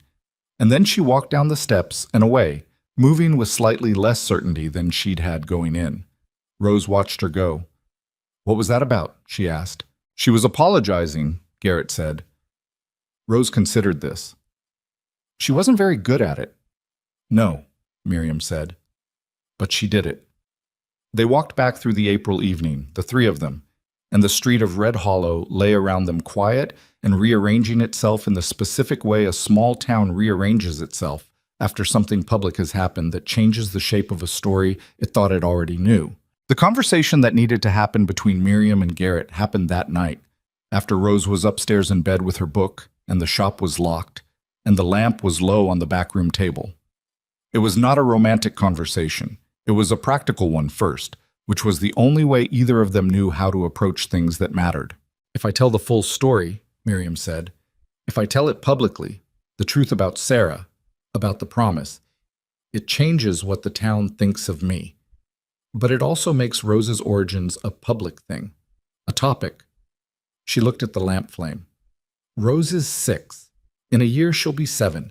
In 5 years, she'll be 11, and the children at school will have heard their parents talk about it, and they will bring it to her the way children bring things they've overheard. I know, Garrett said. I've thought about that. Have you? Since February, when you told me the story. He leaned forward on the table. There's no clean version. Telling it protects you, but it costs Rose something. Not telling it keeps protecting Rose, but it keeps costing you. That's the shape of it, she said. What does Rose want? Miriam looked at him. She heard enough on the staircase, he said. She knows there's a real story. She's 6, not helpless. What does she want? It was a question Miriam realized she hadn't asked directly. She had been so long in the habit of carrying things on behalf of Rose that asking Rose what she wanted about the weight of it felt strange. Felt like the kind of question you asked when the child was older, when the understanding was more complete. But she thought about Rose on the staircase. Rose saying she was my real mama without flinching. Rose saying, don't let her know shame, not saying those words, but being the living version of them. The child who had grown up without bowing her head, exactly as Sarah had asked. I'll ask her, Miriam said. Tomorrow. I'll ask her. What Rose said when Miriam sat across from her at the kitchen table the next morning, with the particular seriousness that the child always responded to with her own corresponding seriousness, was this. I don't want to be a secret. Miriam looked at her. Not my whole life, Rose said. She was eating a biscuit. She said it like it was a practical concern, not an emotional one, which was entirely Rose. If it's always a secret, then I always have to be careful about what I say. About her. She looked up. I want to be able to say my mother's name, my real mother, without having to explain everything around it. Miriam sat with that. Sarah? Rose said quietly, trying it. The name of the woman she'd never known, the woman who had named her Rose because roses were honest. I want to be able to say Sarah. Miriam's chest did the thing it did when the grief came up through the floor of the ordinary. She breathed through it. All right, she said. Is that what you want too? Rose asked. Miriam thought about 4 years of wearing a coat that wasn't hers. 4 years of back pews and customers without wrapping paper and mud on Rose's pinafore from the Prescott boy, and the specific loneliness of being in a place where no one knew the real shape of you. Yes, she said. I think it is. She told Garrett that afternoon. He listened, and then he said, When? Soon. She thought about Dorothea Vance on the steps, about Agnes Whitmore stopping in front of them with her quick gray eyes and saying that was the right kind of thing, like she was paying a debt she'd owed for a while. The moment is already starting to exist. I can feel it. The moment fully arrived on the following Saturday. Nora Jacobs had, without being asked and with the quiet efficiency of a woman who understood that some things needed a stage, mentioned to several of the right people that Miriam Holloway had something to say about the question Dorothea Vance had raised at the gathering. She'd done it in the dry goods store and at the post office and outside the bakery, which meant that by Saturday morning the information had distributed itself through Red Hollow's social network with the organic precision of something that looked like coincidence and was anything but. The Saturday market was fuller than the previous weeks. April had brought people out of the winter insularity that settled over the town between December and March, and the stalls were busy and the streets had the first real warmth of the season in them. Miriam arrived at 9 in the morning with Rose beside her, and Garrett was there already, at the same corner where he'd waited in December. Not in front of her shop, not staging it, just there. He looked at her when she came around the corner. She looked back. Ready? He said. No, she said, but we're doing it anyway. They found Thomas Reardon at the edge of the market, near the produce stalls, because Thomas was the closest thing Red Hollow had to a neutral authority, and Miriam had decided that what she was about to do needed a witness who could be trusted to report it accurately. Thomas, she said, I'd like to say something to the people here, if you'd help me. Thomas Reardon had spent 20 years managing this town's public moments. He looked at her, looked at Garrett, looked at Rose, and said, all right, without asking for a preview. He moved to the center of the market and said, in the carrying voice he used for gatherings, that Miss Holloway had something to say, and he'd asked people to give her a moment of their time. The market didn't stop immediately. It slowed, the way a room slows when something shifts the air pressure. People finished their sentences and turned. The man selling dried corn paused his pitch. Two women near the jam stand turned with the expression of people who had been told this might happen and had positioned themselves accordingly. Miriam stood in the center of the market on a Saturday morning in April, with the spring sun on her face and Rose's hand in hers and Garrett standing slightly behind her, present, but not in front of her, not making it about him, which was the right instinct, and she'd known he'd have it. And she looked at the people of Red Hollow who had been looking at her for 4 years, and she told the truth. All of it. She told it clean, without performance, without the practiced smoothness of someone who has rehearsed. She told it like she'd told it to Garrett in the shop in February, that the hospital, the promise, the decision to come to Red Hollow and let the town build its story, because the story they built kept Rose's origins out of the center of it. She told them about Sarah. She said her sister's name. She said it twice, because it deserved to be said twice in public, in a place that had never known it existed. She said that she had made a choice 4 years ago and she would make it again. She said she was not asking for their understanding and she was not apologizing. She said she was telling the truth because her daughter, she paused on the word and let it land and looked at Rose, had asked to be able to say her mother's name without carrying the weight of other people's assumptions about it. Then she stopped. The market was very quiet. The spring wind moved through it with the indifference wind always has to human affairs, touching the cloth on the stalls and the women's hair and the dried corn and everything equally, and Miriam stood in the center of it and let the quiet be what it was. Dorothea Vance was there. She was standing near the edge of the crowd, and her face was doing the thing it had been doing on the steps of the town hall, that internal reorganization, the adjustment of a woman who had built a position on a story and was now holding the actual story in her hands and feeling the difference in weight. Gerald Prescott was there too, at the back of the gathered people, and his face was the face of a man who has been maneuvering against a thing and has just discovered that the thing he was maneuvering against no longer exists in the form he was maneuvering against. His leverage had been the ambiguity, the secrecy, the story the town had made up in the absence of a real one. Miriam had just handed the real one to every person in the market, and the real one made the made-up one look exactly like what it was. A cruelty built on a lie of omission by people who had never had the honesty to ask a direct question and had never examined why. What happened next was not dramatic. It was not a single moment of redemption or a collective acknowledgement. That was not how small towns worked, and Miriam had never expected it to be. What happened was smaller and more real, and in its own way, more significant.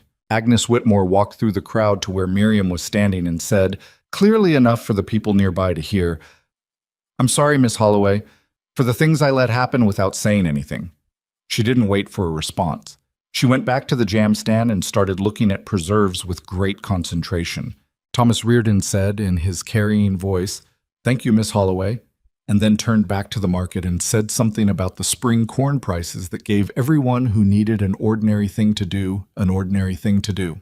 A woman Miriam barely knew, the wife of one of the farmers from the north side of the county, a woman who had been in her shop exactly once, came and bought a length of ribbon she clearly didn't need and said, while paying for it, "You do good work here," meaning more than the ribbon, and left. Nora appeared beside her. She didn't say anything. She stood there with Miriam for a moment, in the way old friends stand next to each other when standing there is the thing that's needed. And then she said, "Come have coffee when the market's done," and went back to her stall. Rose had been standing through all of this with her hand in Miriam's, watching. When the crowd had dispersed back into the ordinary business of the market and they were standing in a little space that had opened up around them, Rose turned and looked up at Miriam. "You said Sarah," she said. "Yes." "In front of everyone?" "Yes." Rose looked at the market going on around them. She looked at Gerald Prescott, who had turned away and was examining a display of seed packets with excessive attention. She looked at Dorothea Vance, who was moving through the crowd with the look of a woman reconsidering the architecture of her opinions. She looked at all of it with those quick, Sarah's eyes, the eyes that noticed things before they were said. "It feels different," Rose said. "What does?" "Being here. The market." She thought about it. "It feels like we live here now, before it felt like we were just in it." Miriam looked at her daughter, both meanings of that word, and neither one insufficient. "Yes," she said. "I think that's right." Garrett had been standing back. He came forward now, not intruding on it, just arriving at the natural moment. He looked at Rose first, the way he'd learned to look at her, with attention, not performance. "How are you?" he said to the child. "Good," Rose said. She considered him. "You can walk with us now, if you want. I don't think people will stare as much." "I'll risk it either way," he said. "I know," she said. "But now it'll be easier." She looked at Miriam. "Can we look at the livestock?" "We can," Miriam said. They moved through the Saturday market together, the three of them, and the market moved around them the way markets do. Busy, self-interested, the ordinary life of a community going about its business. And Miriam felt the watching still, because the watching didn't stop in a day or a Saturday or a single public truth-telling. But its character had changed. It was no longer the watching of a town that had decided what it thought and was checking to confirm it. It was the watching of a place that had been handed a different story than the one it had been telling itself, and was in the slow, uncomfortable, necessary process of adjustment. That process had no clean ending. Miriam knew that. Gerald Prescott would not become a different man by Tuesday. Dorothea Vance would not dismantle 4 years of social machinery in an afternoon.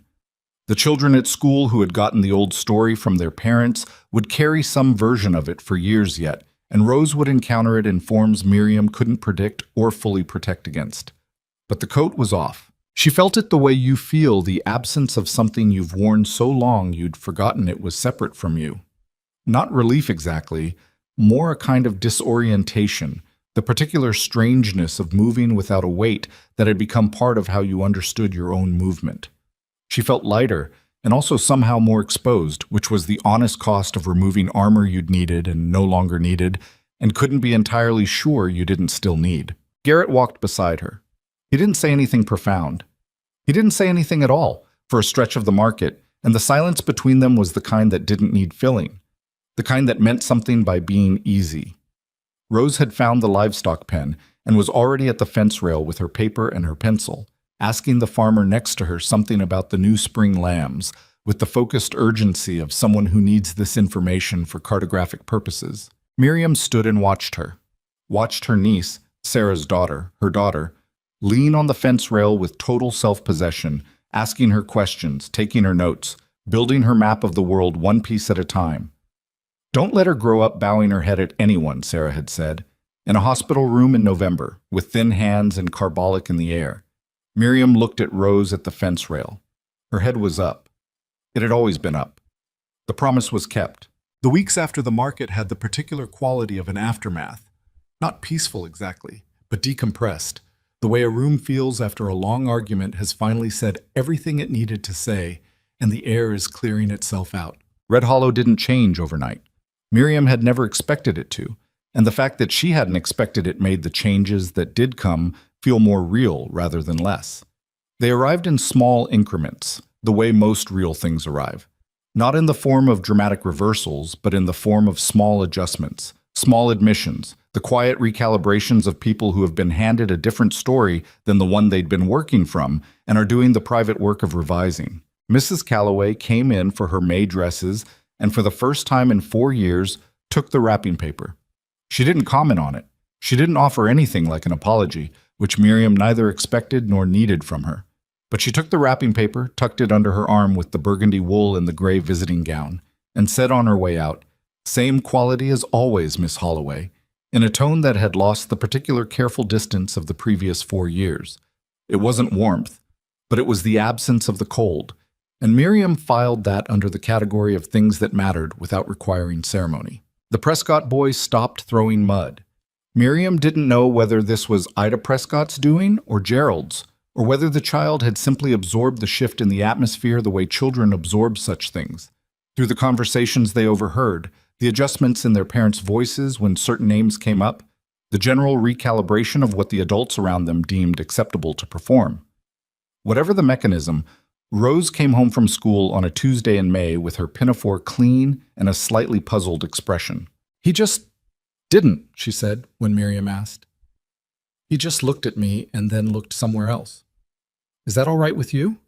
Rose considered it with the seriousness she brought to most things. "I think so. It's not the same as him actually being sorry." No, Miriam agreed. It's not. But it's better than mud. Considerably. Rose went back to her map, which had expanded considerably since January. New territories, new farms, a section in the upper right corner that she'd labeled places I haven't decided about yet in her careful, slightly tilted handwriting. Miriam looked at it sometimes when Rose wasn't in the room and thought about Sarah, who had wanted her daughter to know the world was large. It was getting larger by the week, that map. It was becoming something substantial. The question Garrett had asked in the town hall, imperfectly timed, announced before it was asked, and exactly right in every way that mattered, was answered formally on an evening in late May, in the back room of the shop with the lamp low and Rose pointedly in the kitchen making a pot of tea she'd decided she needed to make immediately and with great concentration. There was no ring. Garrett had thought about it and decided he'd rather ask first and choose it together, which was either practical or romantic depending on how you looked at it, and was, Miriam thought, entirely characteristic of a man who understood that some decisions deserved to be genuinely shared rather than presented. "I'm asking properly this time," he said, "without a room full of people." I noticed. He looked at her across the table, the same table where they'd eaten stew in December, where Rose had laid out her paper map and asked him about territories he'd traveled. There was nothing performed about him, no construction of the moment, just a man at a table looking at a woman he'd decided he wanted to spend his life with and saying so. "Miriam Holloway," he said, "will you marry me?" He said it without the upward inflection of a question, which she noticed and which was accurate.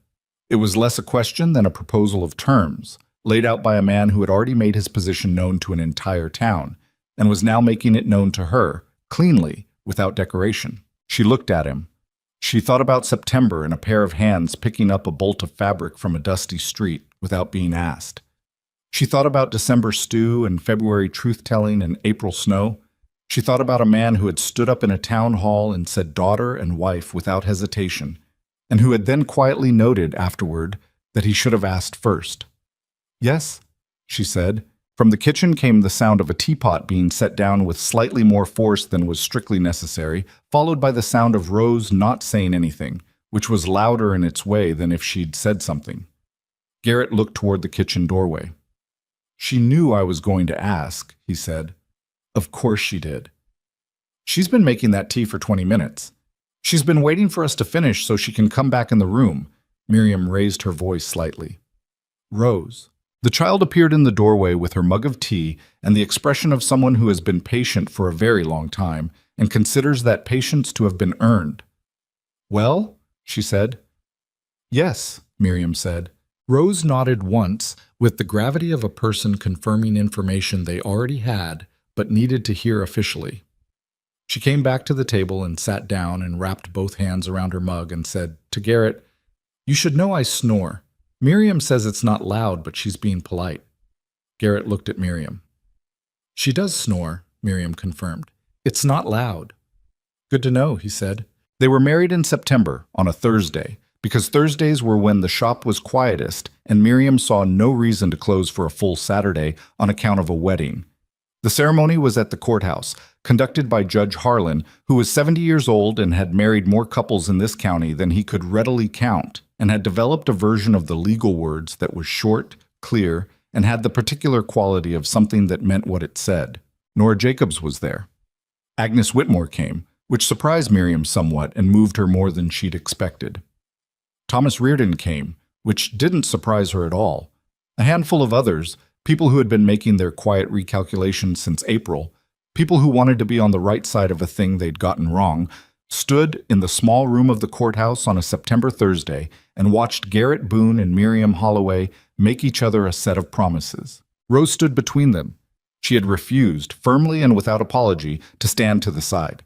She stood between them and held both their hands during the words, which was not technically part of the proceedings, but which Judge Harlan, who had seen a great many things in 70 years, allowed without comment. When it was done, Rose looked up at Garrett and said, with the directness that had always been the most Sarah thing about her, "Do I call you Papa now, or is that strange?" Garrett looked at her for a moment. His face did something. Not the composed look he usually wore, but something underneath it, the actual feeling showing through for a moment the way it did sometimes when he wasn't managing it back in time. "That's up to you," he said. "Whatever feels right." Rose thought about it. "I'll try it," she said, "and see if it fits." It fit. They all knew it would, but it mattered that she'd decided it herself. The ranch was 20 miles southwest of town, and Miriam kept the shop. This was not a negotiation so much as a conversation in which Garrett said, "The shop is yours. It makes sense for you to keep it." And Miriam said, "I'm not closing it." And Garrett said, "I know." And that was the end of that particular discussion. She drove in 3 days a week, which was more driving than she'd done in her life until that point, and which she was, within 2 months, entirely accustomed to. Rose went to school on the days Miriam was in town and spent the other days at the ranch, which she treated as an extension of her map project. The ranch was, it turned out, more interesting to a child with cartographic ambitions than a shop on Main Street had been. There were horses to study and acreage to measure, and a creek that ran along the western edge of the property that changed its course slightly every spring, which Rose considered a personal challenge. She made a detailed map of the property by the end of October that was accurate enough that Garrett used it to explain to a new hand where the fence lines were, which Rose accepted as the highest possible compliment, and tacked it to the wall of her room at the ranch with considerable satisfaction. Her room at the ranch. That was a thing that took some time to feel ordinary, the way new things take time. Rose had her corner stool at the shop and her room above it, and she also had a room at the ranch with a window that faced east and got the morning light, and she divided her time between them with the adaptability of a child who had learned early that home was not a single fixed location, but something you carried in yourself and could set down in more than one place. Miriam watched this adaptation with a feeling she couldn't always name cleanly. Pride was part of it. Relief was part of it, and something else, something that was connected to the promise, to the hospital room, to Sarah's thin hands and the word shame that they had both agreed to refuse. Rose moved through the world with her head up, the way Sarah had asked. She moved through it like someone who had been told that the world was hers to understand and had taken that information seriously. The shop on Main Street was different that winter. Not transformed. Miriam was not a person who believed in transformation as a category, but different in the specific ways that resulted from a specific change.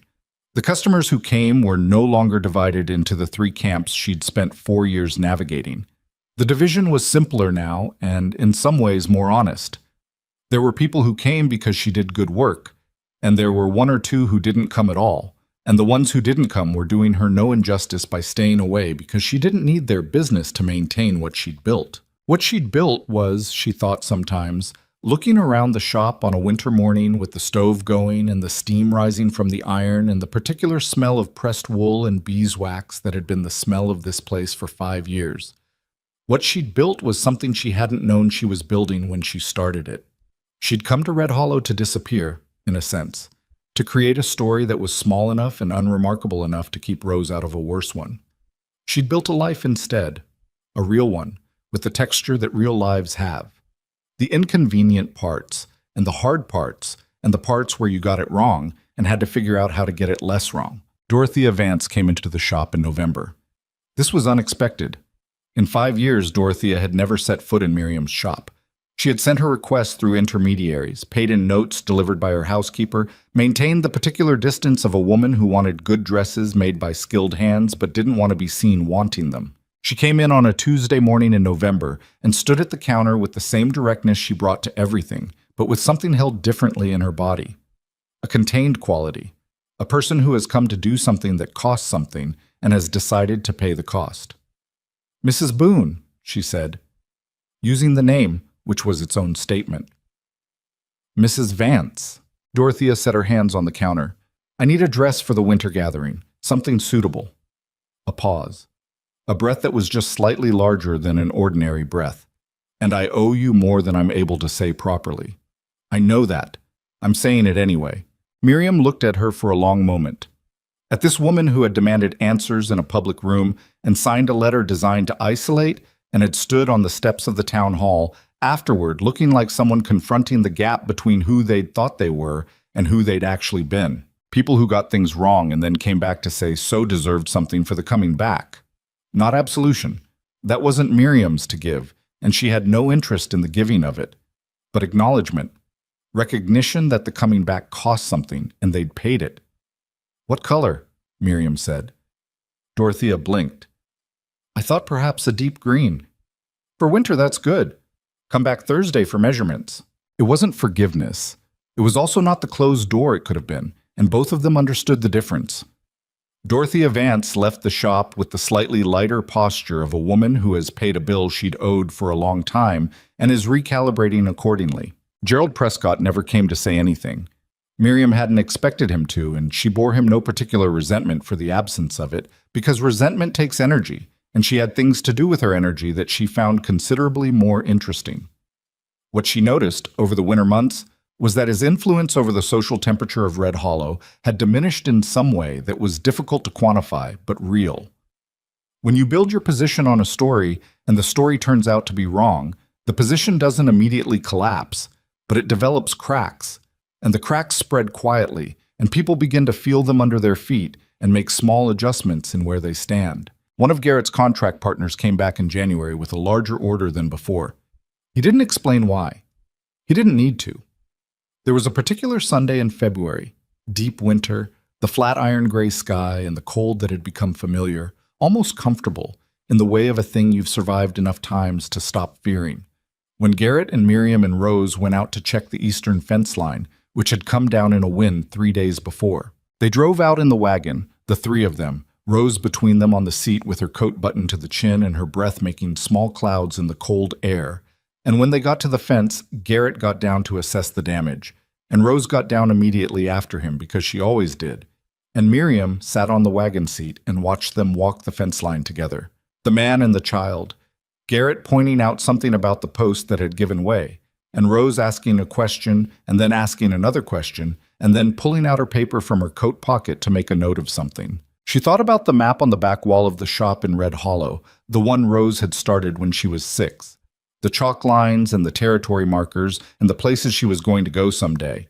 She thought about all the places on that map that had been filled in since: the ranch, the fence line, the creek that changed course in spring, the north road to the sheep farms that Garrett had told her about one afternoon at the livestock pen. She thought about Sarah, who had wanted her daughter to know that the world was large. The world on Rose's map was very large now. It was getting larger. It would keep getting larger for a long time, in ways that neither Miriam nor Garrett nor Rose could predict. And that was exactly right. Garrett looked back at her from the fence line. Just a look. The kind you give someone when you're checking in, when you want to confirm that they're there and everything is all right, and no more than that. The ordinary look of a person who has built a life with someone and keeps checking that the building is holding. She nodded once. He turned back to the fence. Rose was already writing. It wasn't a happy ending in the clean, finished sense that endings sometimes pretend to be. Gerald Prescott still ran his cattle operation and had his brothers on their respective boards, and would, in all likelihood, continue to be the loudest man in most rooms he entered until he was too old to manage it. The Women's Civic Society still met the second Thursday of the month, and the social machinery of Red Hollow still turned with all the particular efficiency of small-town opinion, and there would be days when some version of something that had happened before would surface in some new form, because that was the nature of communities and of people, and of all the accumulated habits a place builds up over decades of being what it is. Rose would hit those days. She would encounter the residue of the story at school, in conversations she overheard, in the way certain people said her name with a slightly different inflection than they said other names. Miriam knew this and couldn't prevent it, and had done, she thought, the most she could do. Given the child a real story to stand on, told her the real name of the woman who had loved her before she knew what love was, and let her understand that the shame people had tried to place on her had never been hers to carry. Miriam herself would have days when the 4 years felt closer than they should, when she'd be pressing a seam in the shop and she'd remember the back pew, the customers without wrapping paper, Rose's face after a day at school when the Prescott boy had made his opinions known. Memory didn't expire just because its source had changed. It just changed its meaning over time, if you let it. What she'd decided, somewhere between February and that September Thursday at the courthouse, was that the years she'd spent wearing the coat were not years she'd wasted or years she'd been defeated. They were years she'd spent keeping a promise. They were years she'd spent building something. Herself, the shop, Rose's confidence, the quiet knowledge that she could carry an enormous weight for an enormous time and come out on the other side with her head still up. That was not nothing. That was, in fact, the thing she found herself most sure of. When she was honest with herself in the way she could only be honest in the dark or in the early morning when the shop was cold and the stove was still coming up to temperature and the day hadn't organized itself into tasks yet. She had done something hard. She had done it alone for a long time, and then she had let someone help her carry it, and then she had set it down in the middle of a Saturday market in April while the spring wind moved through indifferent and equal, and she had walked away from it into the life she'd been slowly, quietly, stubbornly building underneath it the whole time. Garrett fixed the fence post. Rose made her notes. The wagon sat on the frozen February ground with the horse patient and breathing in the cold, and the sky above the Kansas plain was the particular gray of a winter afternoon that has a few more hours left in it and hasn't decided yet what to do with them. When they climbed back on the wagon, Rose pushed herself between them again and said, with no particular preamble, "I'm going to add the creek to the south side of the map, the part where it bends." "You'll need to measure it in spring," Garrett said.